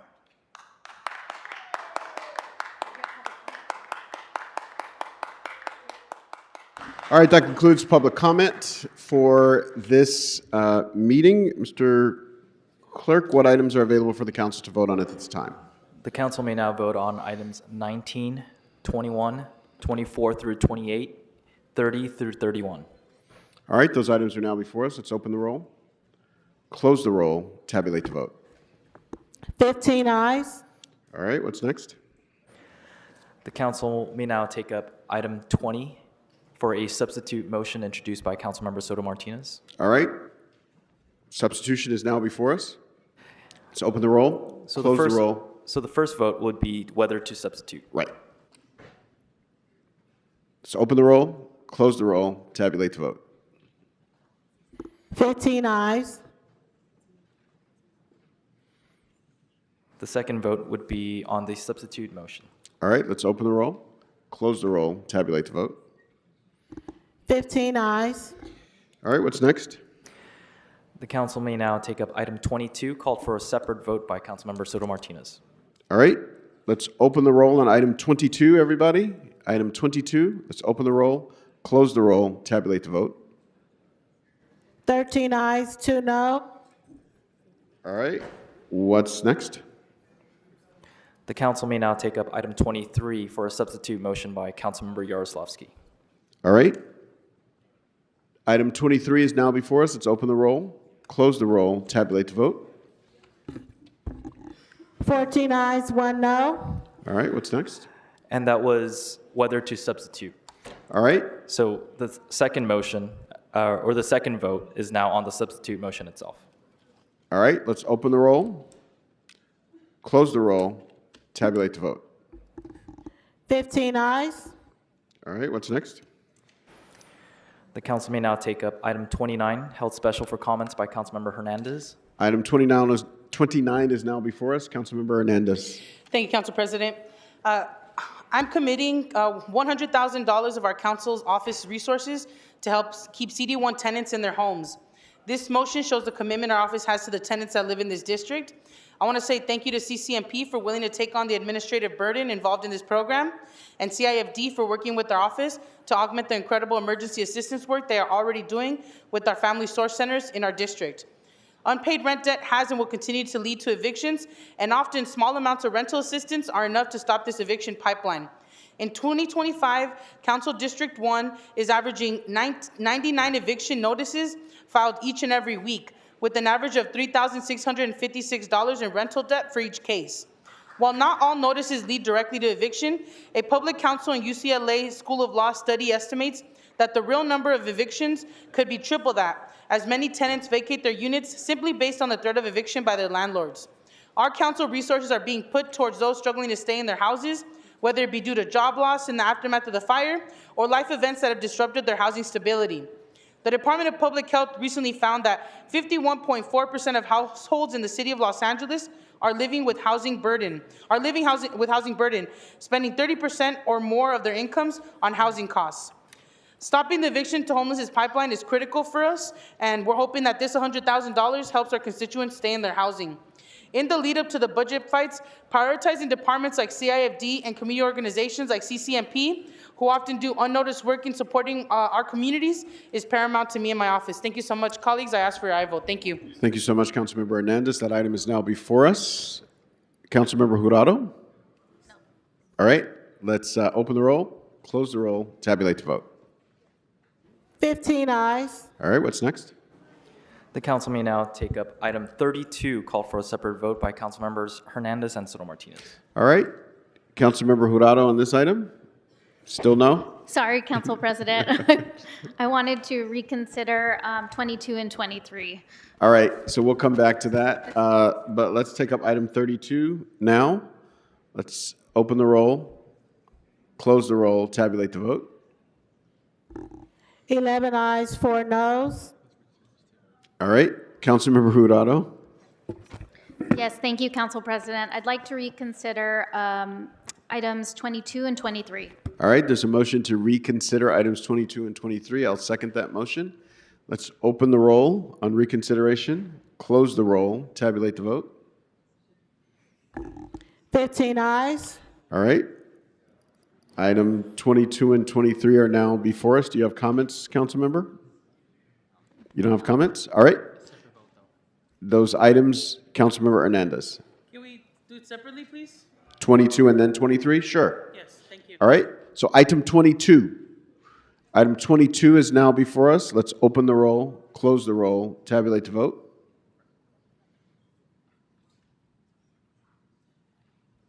Twelve ayes, 3 noes.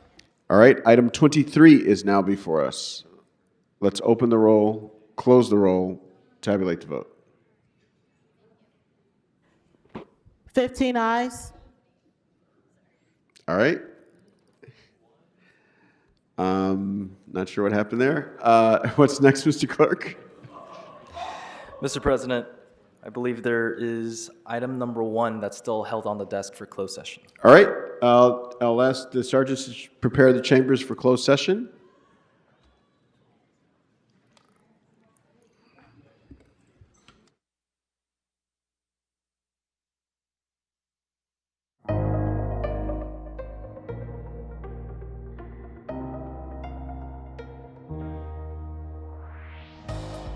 Painting, magicians, music, and much more.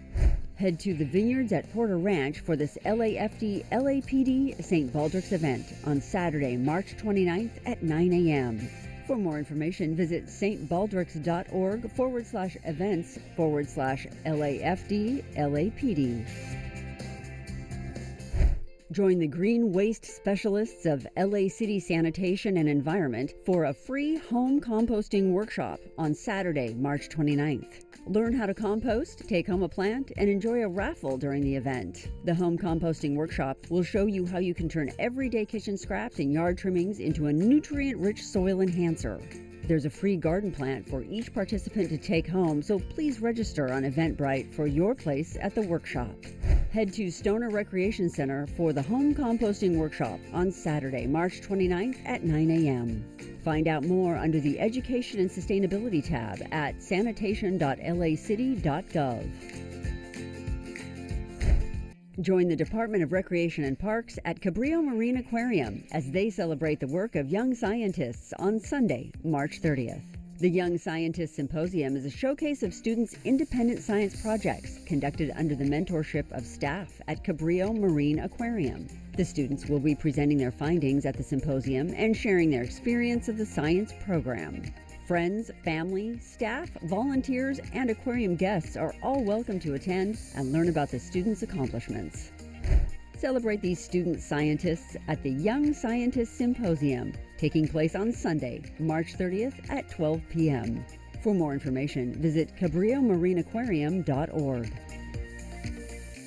And that's a look at some things to do.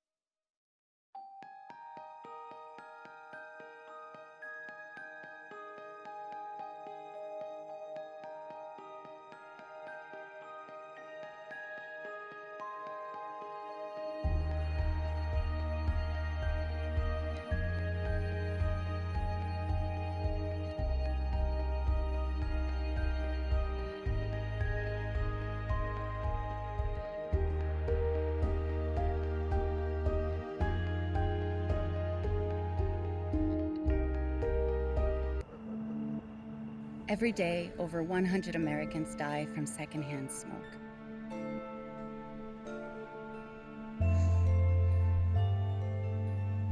Secondhand smoke in children can cause asthma, ear infections, and increased risk of sudden infant death syndrome.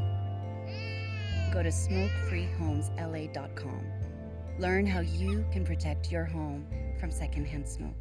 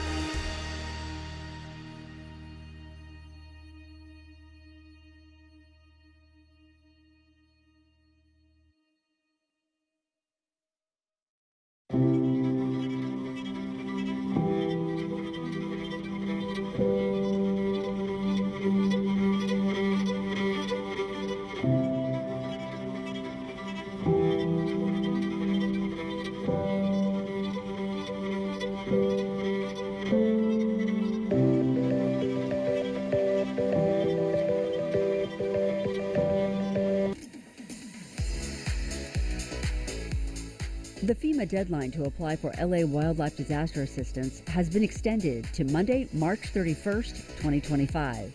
Disaster assistance can cover rent, temporary housing, home repairs, personal property losses, and other disaster-related needs not covered by insurance. The Federal Emergency Management Agency, known as FEMA, provides grants which do not have to be repaid, and FEMA assistance does not affect eligibility for Social Security or other federal benefits. In-person application assistance is available at 2 FEMA disaster recovery centers, one in Altadena and one at UCLA Research Park in the city of LA. For more information or to apply online, visit disasterassistance.gov. For the 12th consecutive year, HACLA, LA City's housing authority, has achieved the High Performer designation from the U.S. Department of Housing and Urban Development, known as HUD. The HUD evaluation measures the performance of public housing agencies in areas like property conditions and management practices. The High Performer status comes with key benefits, including improved access to HUD grants. According to HACLA, the designation recognizes their commitment to ensuring that public housing communities are well maintained and meet federal standards. HACLA was established in 1938 and provides affordable housing, rental subsidy, and supportive resource services to over 200,000 Angelenos. For more information, visit hacla.org. LA City's Youth Development Department is hosting a professional clothing drive in partnership with LA Sanitation and Environment and the city's Youth Source Centers. From now until May 14th, the department is seeking donations of new or gently used workwear clothing. According to the Youth Development Department, professional clothing can help young Angelenos succeed at job interviews and in advancing their careers. Professional clothing donations can be made at Boyle Heights Technology Youth Center, Goodwill Youth Source Center Panorama, and Watts Labor Community Action Committee. The city's Youth Development Department supports young Angelenos with programs and services and oversees the LA City Youth Council. For more information, visit ydd.lacity.gov.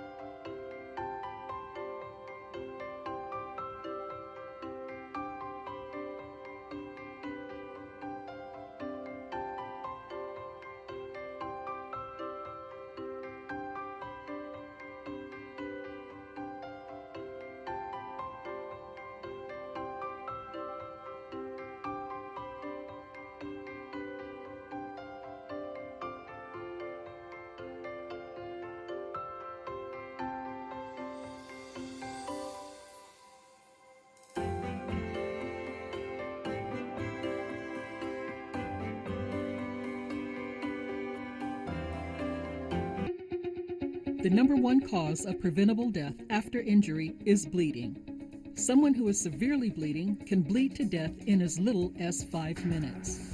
Minutes count, and your LAFD thanks you for learning how to stop the bleed by following the ABCs. If someone has an injury with blood spurting out of the wound, clothing soaked in blood, bleeding that won't stop, or loss of any part of an arm or leg, you need to act quickly. The first step is A for alert. Have someone call 911. The next step is B for bleeding. Locate the bleeding injury and remove any clothing covering the area so you can see the injury. The final step is C for compress. Use any clean cloth. Apply the dressing directly to the wound and press down hard. Push down on top of the wound with both hands as hard as you can. If blood soaks through the dressing, do not remove it. Add another dressing on top and continue applying steady pressure. Do not release the pressure to check the wound. Keep steady pressure until help arrives.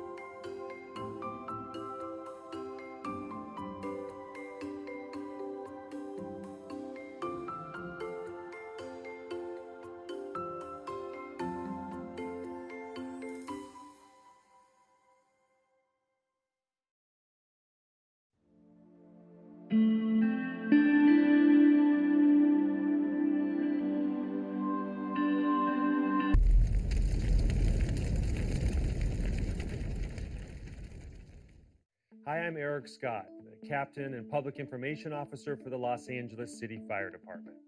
Often people ask us really, what is brush clearance and why is it important? So simply put, brush fires continue to threaten life and property in the very high fire hazard severity zone. So that means areas that are prone to wildfires. And having brush clearance provides us the defensible space to save those lives and property. So particularly when you're clearing all of those ground fuels or the lower vegetation, that really helps us because it'll present what is called the fire ladder. And that's when the fire starts off low on the ground and it starts to climb upward to where it gets spread by winds. So what you might see is an ember would land on the ground, it would ignite the grass that is there, or what we call as light flashy fuel. And then it's going to jump to those lower hanging limbs or those branches and starts to climb up the tree, ignites that heavier fuel, and that just exasperates the problem. So this requirement does not apply to your healthy fruit trees or privacy hedges or ornamental shrubbery, as long as that's all well maintained, meaning that it's free of all dead and dry material.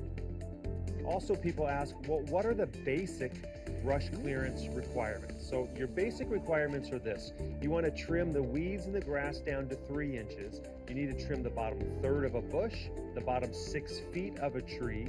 Now, around your home, you'd want to maintain 5 feet clearance from the roof line. So if you're 5 foot tall and you're walking the perimeter of your roof, nothing should hit you in the head. And then you want to double that to 10 feet from the chimney, fences, and roadways. And it's important to note that these requirements are all within 200 feet of any structure or home, regardless if that structure or home is on your property or adjoining properties like your neighbors. So it's those areas that need to be clear in order to limit the spread of fire and to provide the defensible space for us firefighters to safely operate. So simply put, we'll provide the offense if you provide the defense. So here's your basic inspection process. It begins with the owner's self-inspection. So you want to compare your native brush and your landscape vegetation on your property with the information that you're going to find in the mailer and also on the lafd.org/brush website. Now, if you have difficulties and you're not able to do that yourself, you can hire a professional who can both understand the information and then apply it to the property that you own. But you want to clear your property as required prior to May 1st this year. And that way you're going to pass the fire department's inspection and you avoid a $33 non-compliance fee and also a time-consuming second inspection, which comes with a costly $668 non-compliance fee. So it's important to note too that there's no need to call for an inspection at any time. You don't need to call for an inspection. We're going to do that automatically. Our computer system tracks all the properties that are due for an inspection. So then we'll have an appropriate inspector. They're going to be notified that your property is due, and they're going to come in and inspect and or re-inspect if needed. Now for the first inspection. That first inspection is done by us, the fire department, and it is in May 1st, and it continues until June 30th. However, we want people to know that it is a year-round requirement to have brush clearance. And all parcels that are within that very high fire hazard severity zone, they will be initially inspected. Those parcels that are found in violation are going to be issued a notice of violation, and they'll be assessed, and that's when you get that $33 non-compliance fee. Then the homeowner has about 30 days to comply with that notice of violation. And the owner can check the status of their property by registering an account at vms3.lafd.org. So now when we come to the second inspection, that means that you as a homeowner were issued a notice of violation on the first inspection. So then you're going to be inspected a second time after that 30-day period. That gives you that grace period of 30 days to correct the violation. Then owners can check the status of their property again by registering your account at vms3.lafd.org. Now, if the property is not fully in compliance upon initial inspection, that owner is going to be notified via mail or email if it registered within that website that we mentioned. So it's important to also say there's no need to call the LAFD brush unit when you're ready for your reinspection. That reinspection will be automatically scheduled as appropriate with their timeframes. It's all computerized. So if your property remains in non-compliance after a failed reinspection, then it's going to be cleared by city contractors. And the property owner or you will be invoiced a non-compliance fee of $668 plus an administrative fee of $1,498 on top of the contractor's fee, so you certainly want to avoid this. We get asked a lot of questions. Here is your top 7 most frequently asked questions and the answers. So number 1 is, how can I check the brush status of my own property? Again, that's that important website that we're driving home, the vms3.lafd.org. You could register a new brush clearance account there and check the status. Now use your APN or the assessor parcel number, as well as a PIN, which is your personal identification number. It's going to be printed on the bottom of the owner notification that was mailed to you annually in March. Often we get asked, well, what is the best way to contact the brush unit? Simply put, the best way is to send an email. You send it to lafdbrush@lacity.org. Now, if you incorporate your APN and a brief description of the issue or the problem that you would like to discuss, that greatly assists us determining who you are and what the issue is. And then a member of our brush unit will respond to you within 48 hours. Also, you could feel free to call. The number is 1-800-994-4444. But we do ask for your patience in advance because it's very busy and there's minimal inspectors, so we have limited resources to take your call. But the office hours are from 7 a.m. until 3 p.m. Monday through Friday, excluding holidays. So what if you received a notice of non-compliance in the mail? What are you supposed to do then? Well, start by reading that notice very carefully. Identify the actual violations that were mentioned on your property. See what was cited there. And then you could follow the steps in the frequently asked questions, the first one there, to see photos that was taken by the inspector of your property and where the problem is. Then you want to correct those violations by the due date. So look at that due date. It'll be located at the top right corner of your notice. Here's another question we get. Okay, you were issued a notice of non-compliance, and now you did the right thing. You finished clearing your property of the violations that you were cited. Now what? What's next? Well, truthfully, you don't have to do anything at this point. After the allotted 30-day period, a fire inspector is going to re-inspect your property, and if your property is still in non-compliance, then you get that second notice to abate the fire hazard. That'll be mailed to you. Now, the city will start the process to have your property cleared by a contractor at your expense, so you want to avoid that. Some ask if there is a particular contractor that should be used to clear your property. Well, simply put, the city does not provide a recommendation, nor do we endorse any contractor.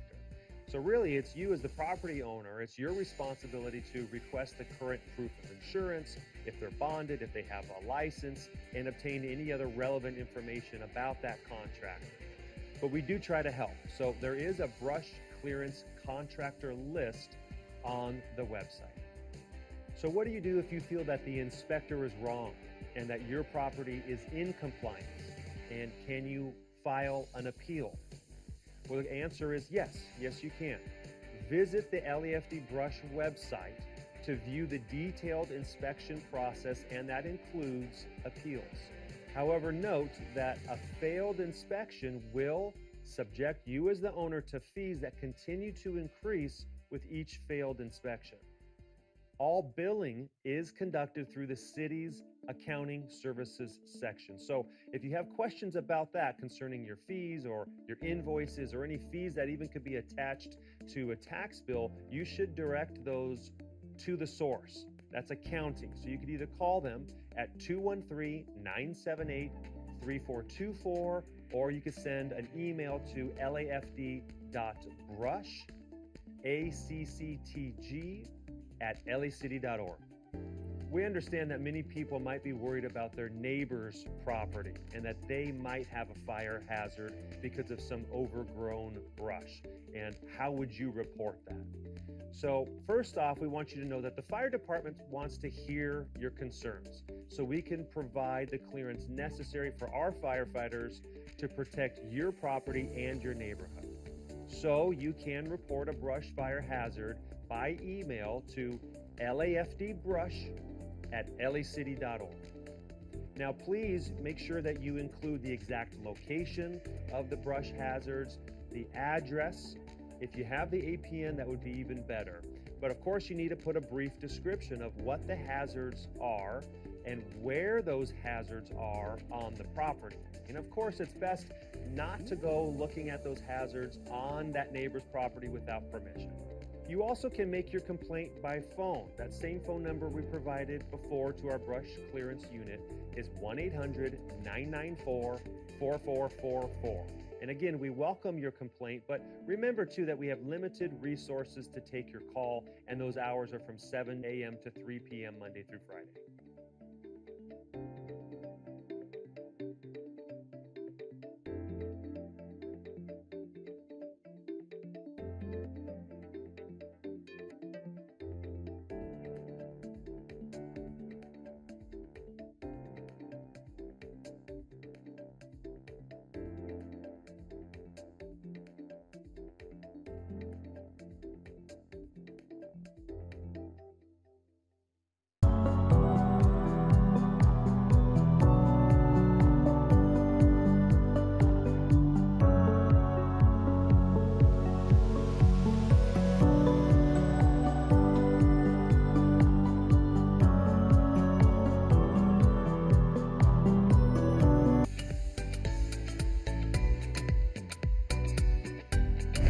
The annual St. Baldrick's Challenge is on. And when it comes to fighting childhood cancer, the Los Angeles Fire and Police Departments always put the fun in fundraising.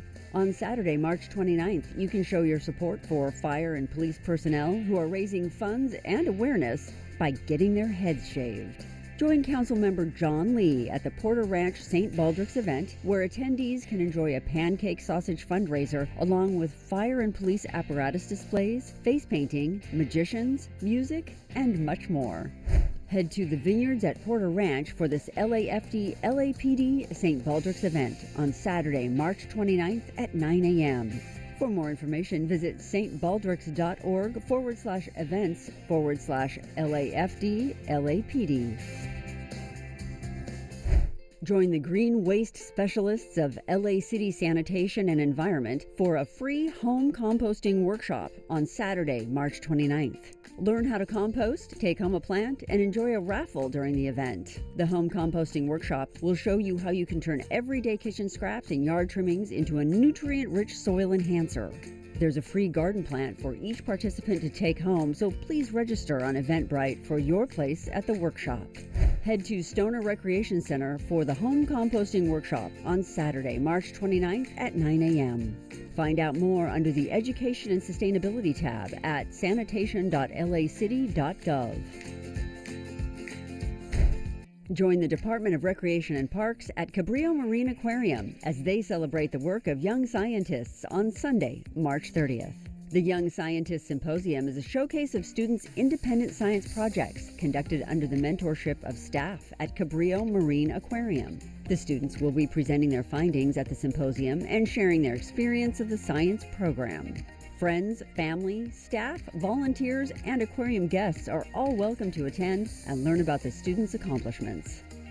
Celebrate these student scientists at the Young Scientist Symposium, taking place on Sunday, March 30th at 12 p.m. For more information, visit cabrilloMarineAquarium.org. And that's a look at some things to do.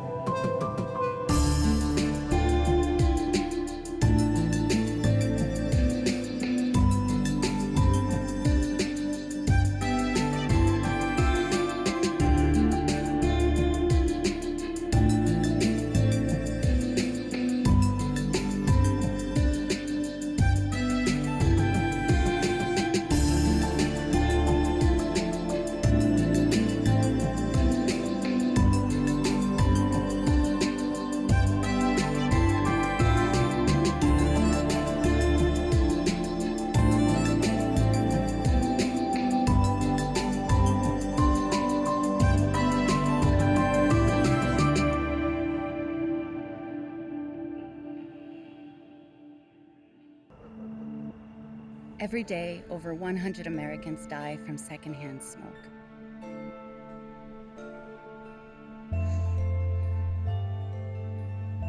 Secondhand smoke in children can cause asthma, ear infections, and increased risk of sudden infant death syndrome. Go to smokefreehomesla.com. Learn how you can protect your home from secondhand smoke.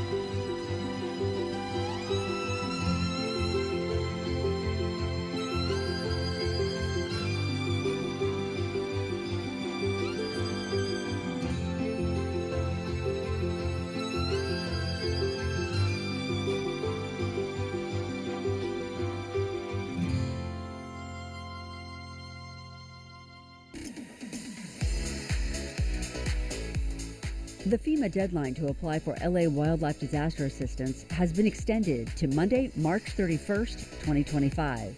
Disaster assistance can cover rent, temporary housing, home repairs, personal property losses, and other disaster-related needs not covered by insurance. The Federal Emergency Management Agency, known as FEMA, provides grants which do not have to be repaid, and FEMA assistance does not affect eligibility for Social Security or other federal benefits. In-person application assistance is available at 2 FEMA disaster recovery centers, one in Altadena and one at UCLA Research Park in the city of LA. For more information or to apply online, visit disasterassistance.gov. For the 12th consecutive year, HACLA, LA City's housing authority, has achieved the High Performer designation from the U.S. Department of Housing and Urban Development, known as HUD.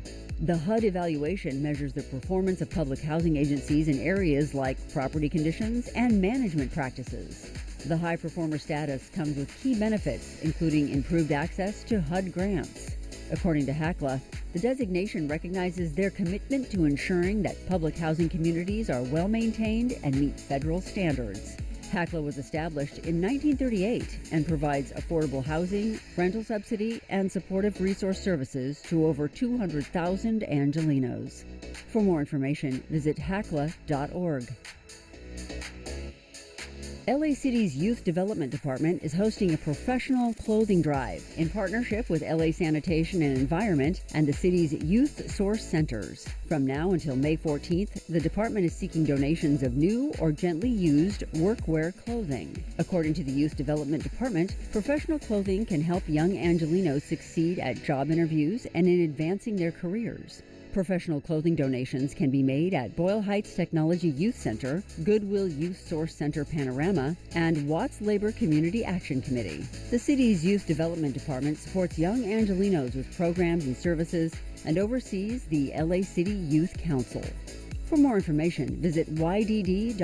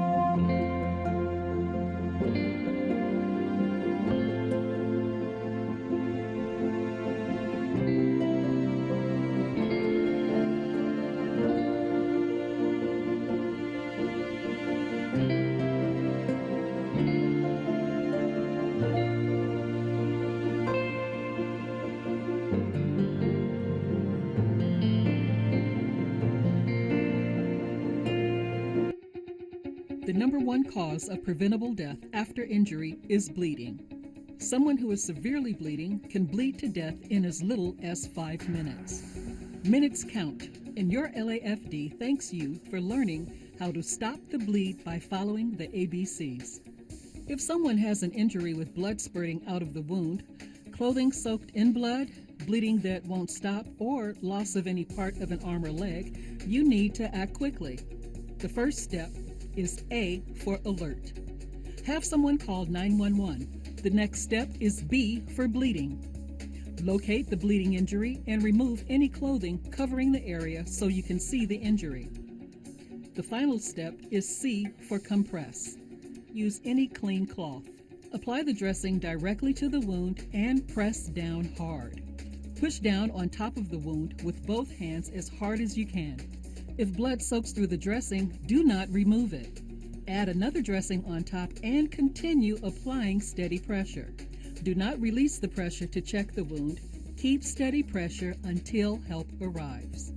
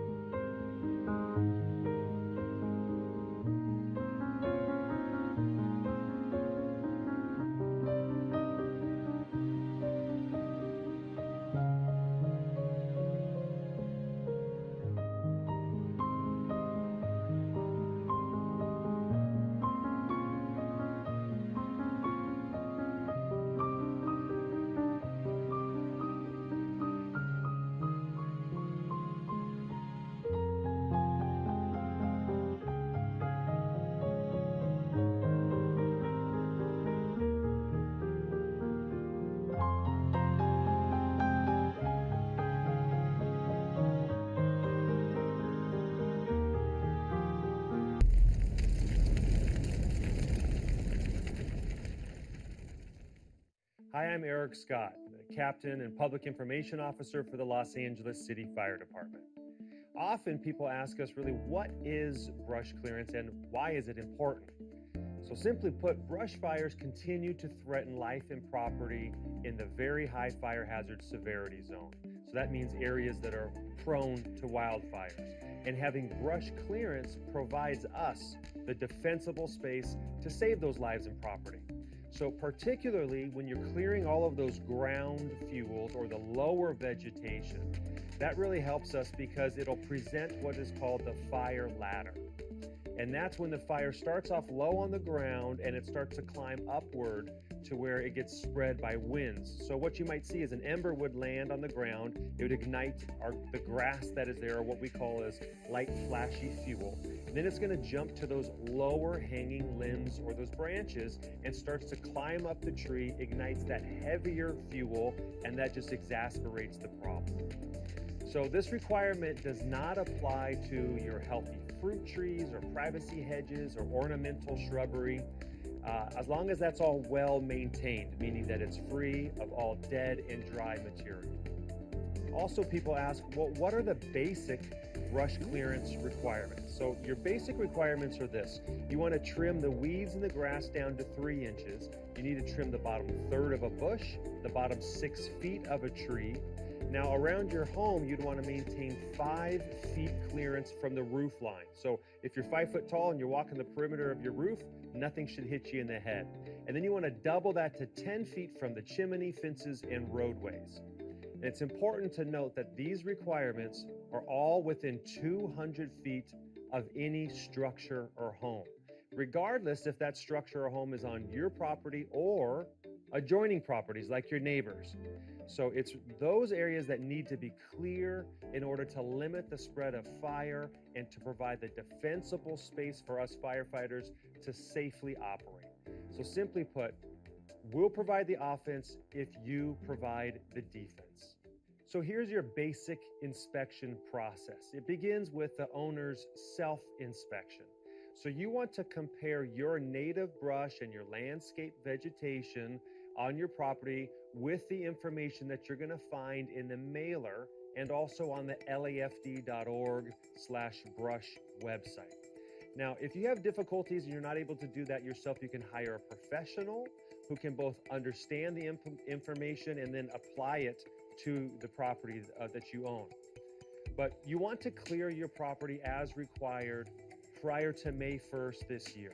And that way you're going to pass the fire department's inspection and you'll avoid a $33 non-compliance fee and also a time-consuming second inspection, which comes with a costly $668 non-compliance fee. So it's important to note too that there's no need to call for an inspection at any time. You don't need to call for an inspection. We're going to do that automatically. Our computer system tracks all the properties that are due for an inspection. So then we'll have an appropriate inspector. They're going to be notified that your property is due, and they're going to come in and inspect and or re-inspect if needed. Now for the first inspection. That first inspection is done by us, the fire department, and it is in May 1st, and it continues until June 30th. However, we want people to know that it is a year-round requirement to have brush clearance. And all parcels that are within that very high fire hazard severity zone, they will be initially inspected. Those parcels that are found in violation are going to be issued a notice of violation, and they'll be assessed, and that's when you get that $33 non-compliance fee. Then the homeowner has about 30 days to comply with that notice of violation, and the owner can check the status of their property by registering an account at vms3.lafd.org. So now when we come to the second inspection, that means that you as a homeowner were issued a notice of violation on the first inspection. So then you're going to be inspected a second time after that 30-day period. That gives you that grace period of 30 days to correct the violation. Then owners can check the status of their property again by registering your account at vms3.lafd.org. Now, if the property is not fully in compliance upon initial inspection, that owner is going to be notified via mail or email if you're registered within that website that we mentioned. So it's important to also say there's no need to call the LAFD brush unit when you're ready for your re-inspection. That re-inspection will be automatically scheduled as appropriate with their timeframes. It's all computerized. So if your property remains in non-compliance after a failed re-inspection, then it's going to be cleared by city contractors. And the property owner or you will be invoiced a non-compliance fee of $668 plus an administrative fee of $1,498 on top of the contractor's fee, so you certainly want to avoid this. We get asked a lot of questions. Here is your top 7 most frequently asked questions and the answer. So number 1 is, how can I check the brush status of my own property? Again, that's that important website that we're driving home, the vms3.lafd.org. You could register a new brush clearance account there and check the status.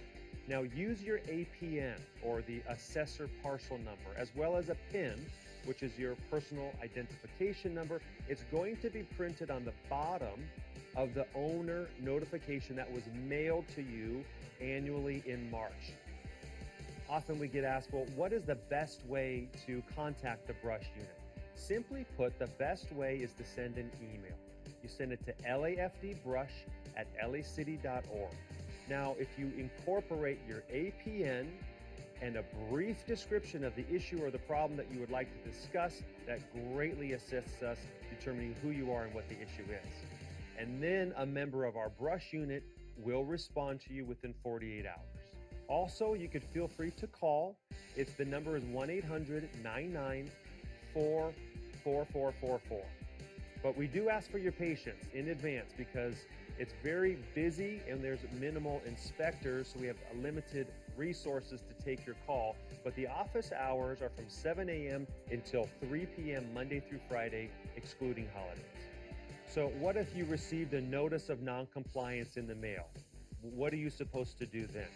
Well, start by reading that notice very carefully. Identify the actual violations that were mentioned on your property. See what was cited there.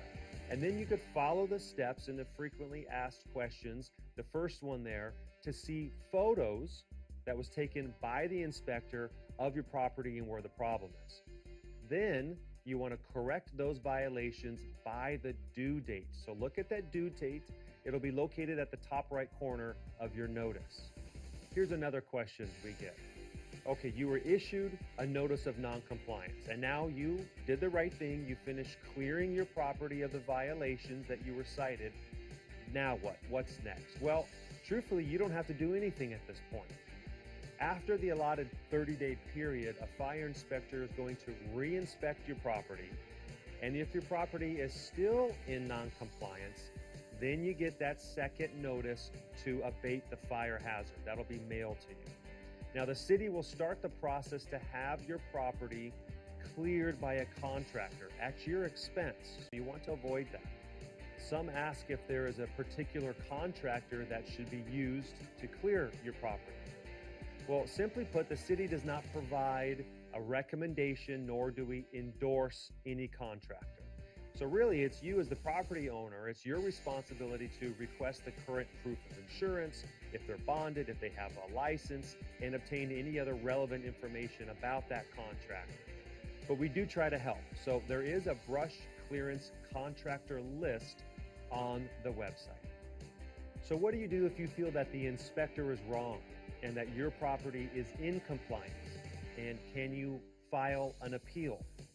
Well, the answer is yes. Yes, you can. Visit the LAFD Brush website to view the detailed inspection process, and that includes appeals.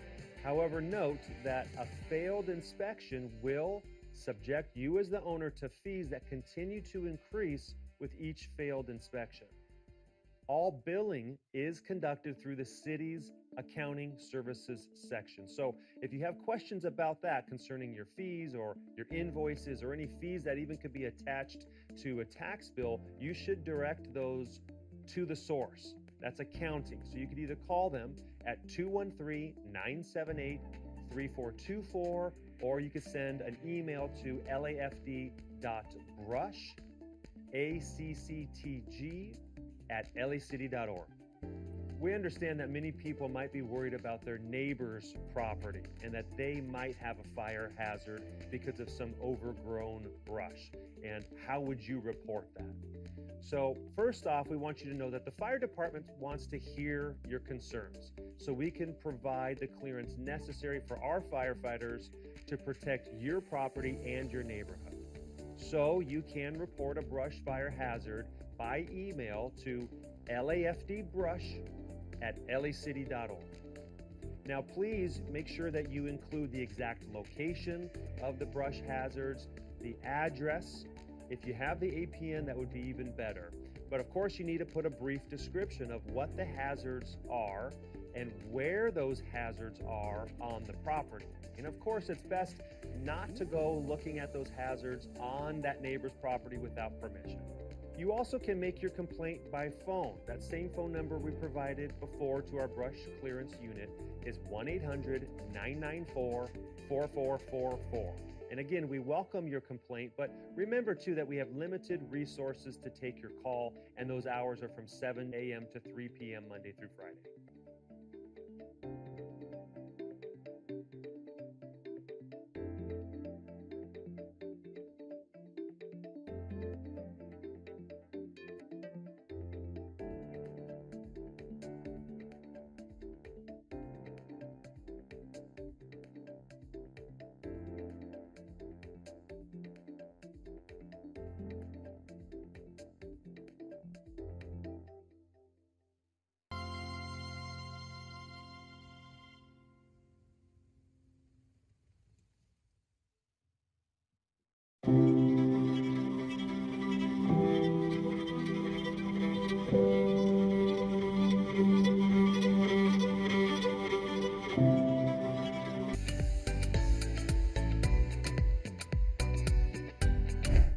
The annual St. Baldrick's Challenge is on. And when it comes to fighting childhood cancer, the Los Angeles Fire and Police Departments always put the fun in fundraising. On Saturday, March 29th, you can show your support for fire and police personnel who are raising funds and awareness by getting their heads shaved. Join Councilmember John Lee at the Porter Ranch St. Baldrick's event, where attendees can enjoy a pancake sausage fundraiser along with fire and police apparatus displays, face painting, magicians, music, and much more. Head to the Vineyards at Porter Ranch for this LAFD LAPD St. Baldrick's event on Saturday, March 29th at 9 a.m. For more information, visit stbaldricks.org/events/LAFD LAPD. Join the Green Waste Specialists of LA City Sanitation and Environment for a free home composting workshop on Saturday, March 29th. Learn how to compost, take home a plant, and enjoy a raffle during the event. The home composting workshop will show you how you can turn everyday kitchen scraps and yard trimmings into a nutrient-rich soil enhancer. There's a free garden plant for each participant to take home, so please register on Eventbrite for your place at the workshop. Head to Stoner Recreation Center for the home composting workshop on Saturday, March 29th at 9 a.m. Find out more under the Education and Sustainability tab at sanitation.lacity.gov. Join the Department of Recreation and Parks at Cabrillo Marine Aquarium as they celebrate the work of young scientists on Sunday, March 30th. The Young Scientists Symposium is a showcase of students' independent science projects conducted under the mentorship of staff at Cabrillo Marine Aquarium. The students will be presenting their findings at the symposium and sharing their experience of the science program. Friends, family, staff, volunteers, and aquarium guests are all welcome to attend and learn about the students' accomplishments. Celebrate these student scientists at the Young Scientists Symposium, taking place on Sunday, March 30th at 12 p.m. For more information, visit cabrilloMarineAquarium.org. And that's a look at some things to do.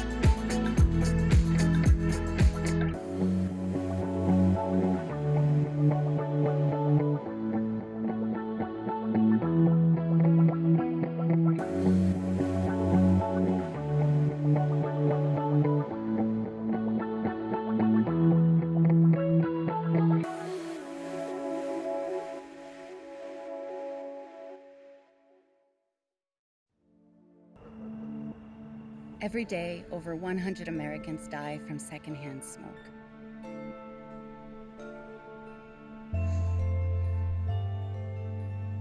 Secondhand smoke in children can cause asthma, ear infections, and increased risk of sudden infant death syndrome. Go to smokefreehomesla.com. Learn how you can protect your home from secondhand smoke.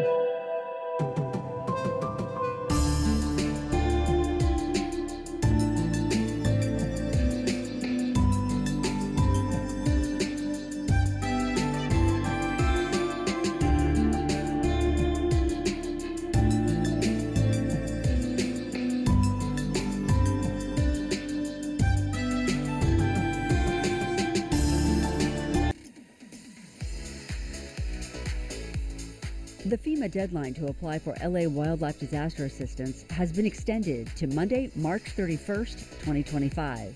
Disaster assistance can cover rent, temporary housing, home repairs, personal property losses, and other disaster-related needs not covered by insurance. The Federal Emergency Management Agency, known as FEMA, provides grants which do not have to be repaid, and FEMA assistance does not affect eligibility for Social Security or other federal benefits. In-person application assistance is available at 2 FEMA disaster recovery centers, one in Altadena and one at UCLA Research Park in the city of LA. For more information or to apply online, visit disasterassistance.gov. For the 12th consecutive year, HACLA, LA City's housing authority, has achieved the High Performer designation from the U.S. Department of Housing and Urban Development, known as HUD. The HUD evaluation measures the performance of public housing agencies in areas like property conditions and management practices. The High Performer status comes with key benefits, including improved access to HUD grants. According to HACLA, the designation recognizes their commitment to ensuring that public housing communities are well maintained and meet federal standards. HACLA was established in 1938 and provides affordable housing, rental subsidy, and supportive resource services to over 200,000 Angelenos. For more information, visit hacla.org. LA City's Youth Development Department is hosting a professional clothing drive in partnership with LA Sanitation and Environment and the city's Youth Source Centers. From now until May 14th, the department is seeking donations of new or gently used workwear clothing. According to the Youth Development Department, professional clothing can help young Angelenos succeed at job interviews and in advancing their careers. Professional clothing donations can be made at Boyle Heights Technology Youth Center, Goodwill Youth Source Center Panorama, and Watts Labor Community Action Committee. The city's Youth Development Department supports young Angelenos with programs and services and oversees the LA City Youth Council. For more information, visit ydd.lacity.gov.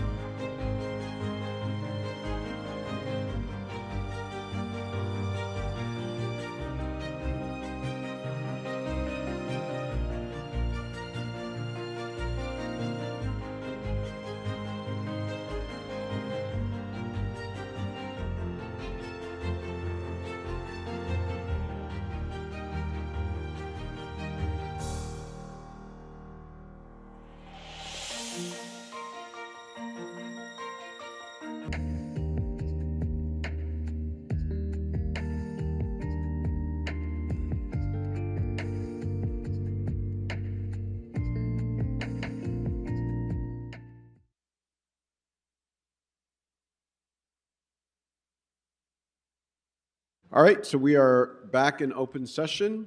Mr. Clerk, can we begin by calling the roll?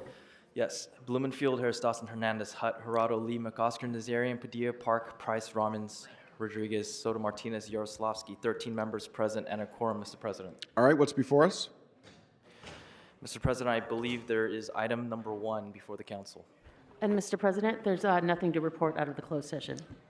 If we could just try to keep it as low as we can, our folks are coming back into the chamber. One more time, Ms. City Attorney. There's nothing to report out of closed session. All right. What's before us? I believe Councilmember Soto Martinez has a substitute motion for item number 1. All right, Mr. Soto Martinez. Thank you so much, Council President. I believe the clerk has, or the city attorney has the language to read into the record. Okay.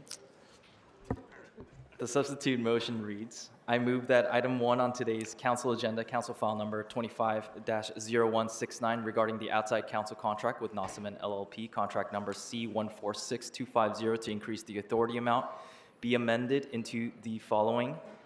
1, authorize the city attorney to amend the contract to increase its respective authority amounts as follows to $100,000. 2, request the city attorney to report to council in 1 month clarifying the financial risk of each of the claims in the complaints based on case law on this matter. 3, request the city attorney to report to council in 3 months with progress on the lawsuit and on discussions with the plaintiffs. 4, request the city attorney to report on the feasibility of moving the management of this lawsuit in-house after funding for outside counsel is exhausted. 5, request the city attorney to report on the feasibility of consolidating all active lawsuits related to this project.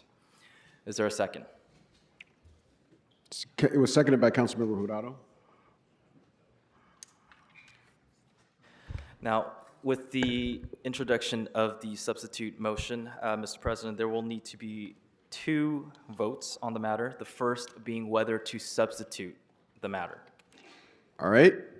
The first vote is on whether to substitute Mr. Soto Martinez's motion with the for the original motion. Councilmember Soto Martinez is asking for a yes vote. Councilmember Park is asking for a no vote.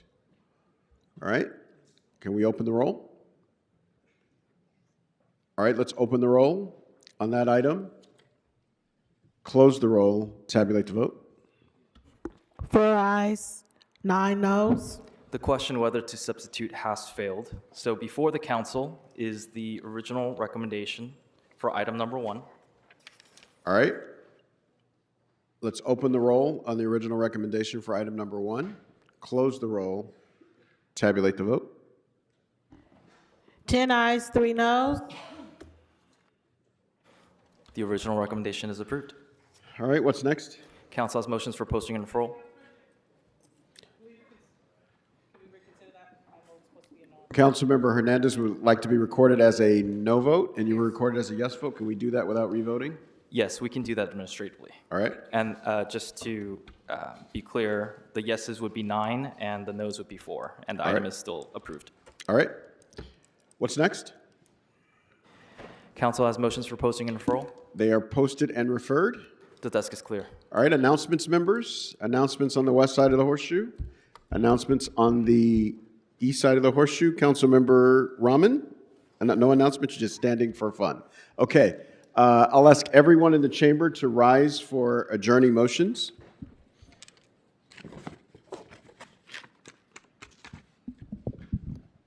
All right, I'll begin to my left and on the right side with Mr. Lee.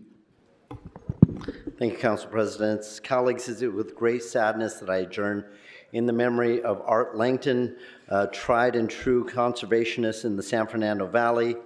Art was many things. He was a friend, he was a teacher, he was a birder, and he was someone that dedicated his life to protecting and studying our city's natural environments and the creatures that call them home.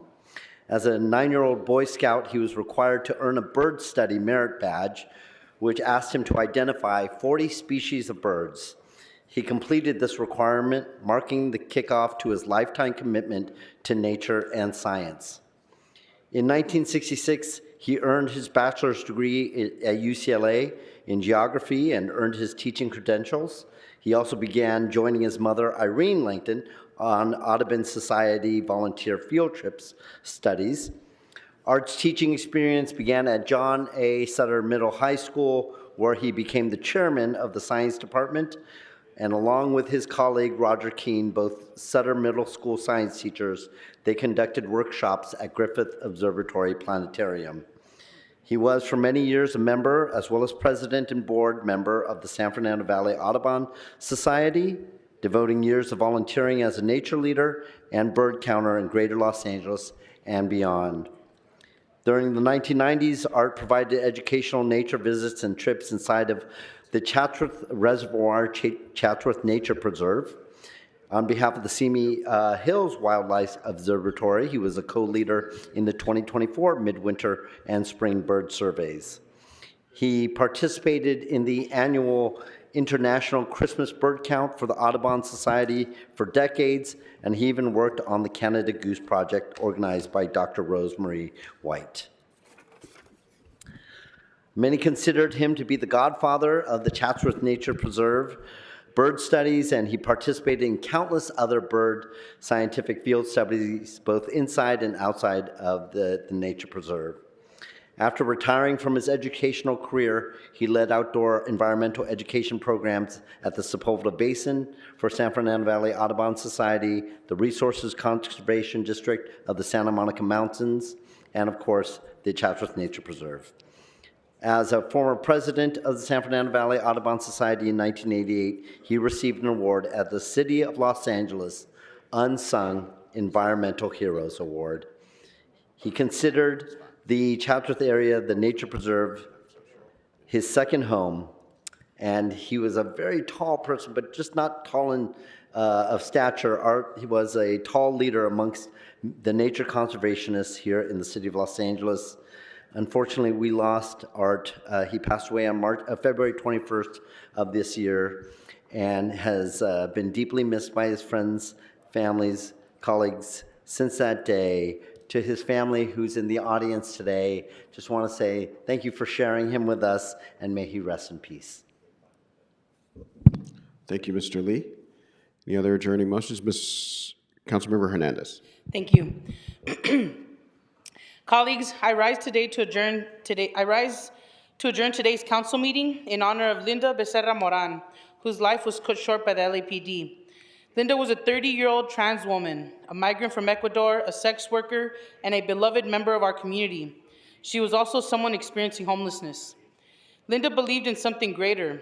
A devout Catholic, Linda carried a statue of the Virgen de Guadalupe or the Virgin Mary in her suitcase because she believed it offered her protection.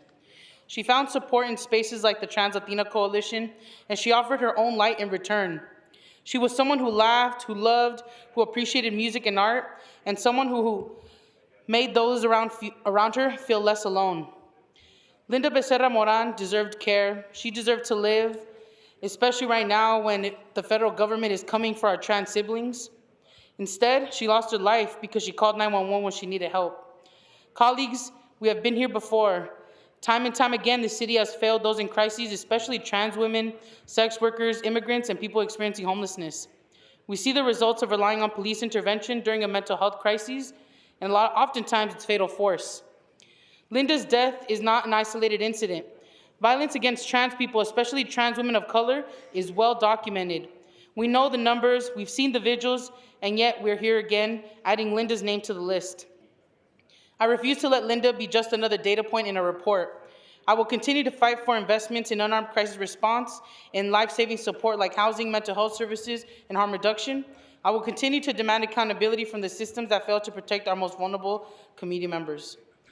Linda's memory and story will live on in the hearts of her loved ones and in the movements that demand justice in her name. So today in these council chambers that belong to the people of Los Angeles, we say her name, Linda Becerra Moran. May she rest in eternal peace and in the warm embrace of our ancestors. Thank you. Thank you so much. All right, members, I will ask that this council join in adjourning for 7 Angelinos who lost their life during the month of February, all in the 8th District, all due to traffic fatalities. Weekend after weekend, night after night, we get a report that there was an accident and a pedestrian passed away, a motorist passed away. I will say their names, Gregory Simpson, Jaime Enamorado, Wendy Morales, Hayden Neighbors, Alfred Williams. And today we have with us the families of David Segovia and Michael Wilson. Just a little bit about Michael and David. They were dedicated members of our community. Pardon me, it's a very difficult one. Who lost their lives during Everyday People. Michael was a car enthusiast, a community member, a volunteer for the drill team in Wilmington, or the Wilsonettes drill team and drum squad. Mr. Segovia, whose family is with us today as well, was a very responsible young man and loving brother. I want to thank also Sergeant Gabriel Nilly, Detective Ryan Moreno, Detective Mike Flannery, who are here with us today in the audience, who have helped make sure we have accountability for people who were involved in these accidents. But I ask everybody in the council to remember these faces, remember these names, remember these pictures when we're making decisions about lighting on our streets, safety measures on our roads, and investments in our transportation infrastructure. And we ask that all 7 of them rest in power and stand an example for what we all can do better as a community. And thank you all so much for being with us today and allowing us to share your stories with the council. With that, we're adjourned. Mr. Price. Oh, you have an adjournment. Oh, I'm sorry. I'm so sorry, guys. It's okay. Mr. Price. Thank you, Mr. President. Colleagues, I rise today to celebrate the life of Sylvia A. Lackey and adjourn this meeting in her memory. Ms. Lackey was born December the 7th, 1941 in Fort Worth, Texas, and moved to Los Angeles in 1943. At that time, she was a resident of CD 15 and matriculated through 102nd Street Elementary School. By 1954, she had moved to CD 9 and graduated from Fremont High. Since the 50s, Ms. Lackey lived and served the CD9 community with her spirit and goodwill. She was blessed to raise her children, and she posed as a community parent to many others as well. She worked for 32 years at the Blue Cross of California as a customer service representative, and at her leisure, she walked by faith. In recognition of her exceptional service, she was a recipient of the highly esteemed Benny Berrient Papal Award for her active dedication within her church. Sylvia Lackey was light to all who knew her, and she will be missed dearly. Her date of transition was March the 17th of this year, and her services are being held today. May she rest in peace. Thank you. Councilmember Park. Thank you, Council President.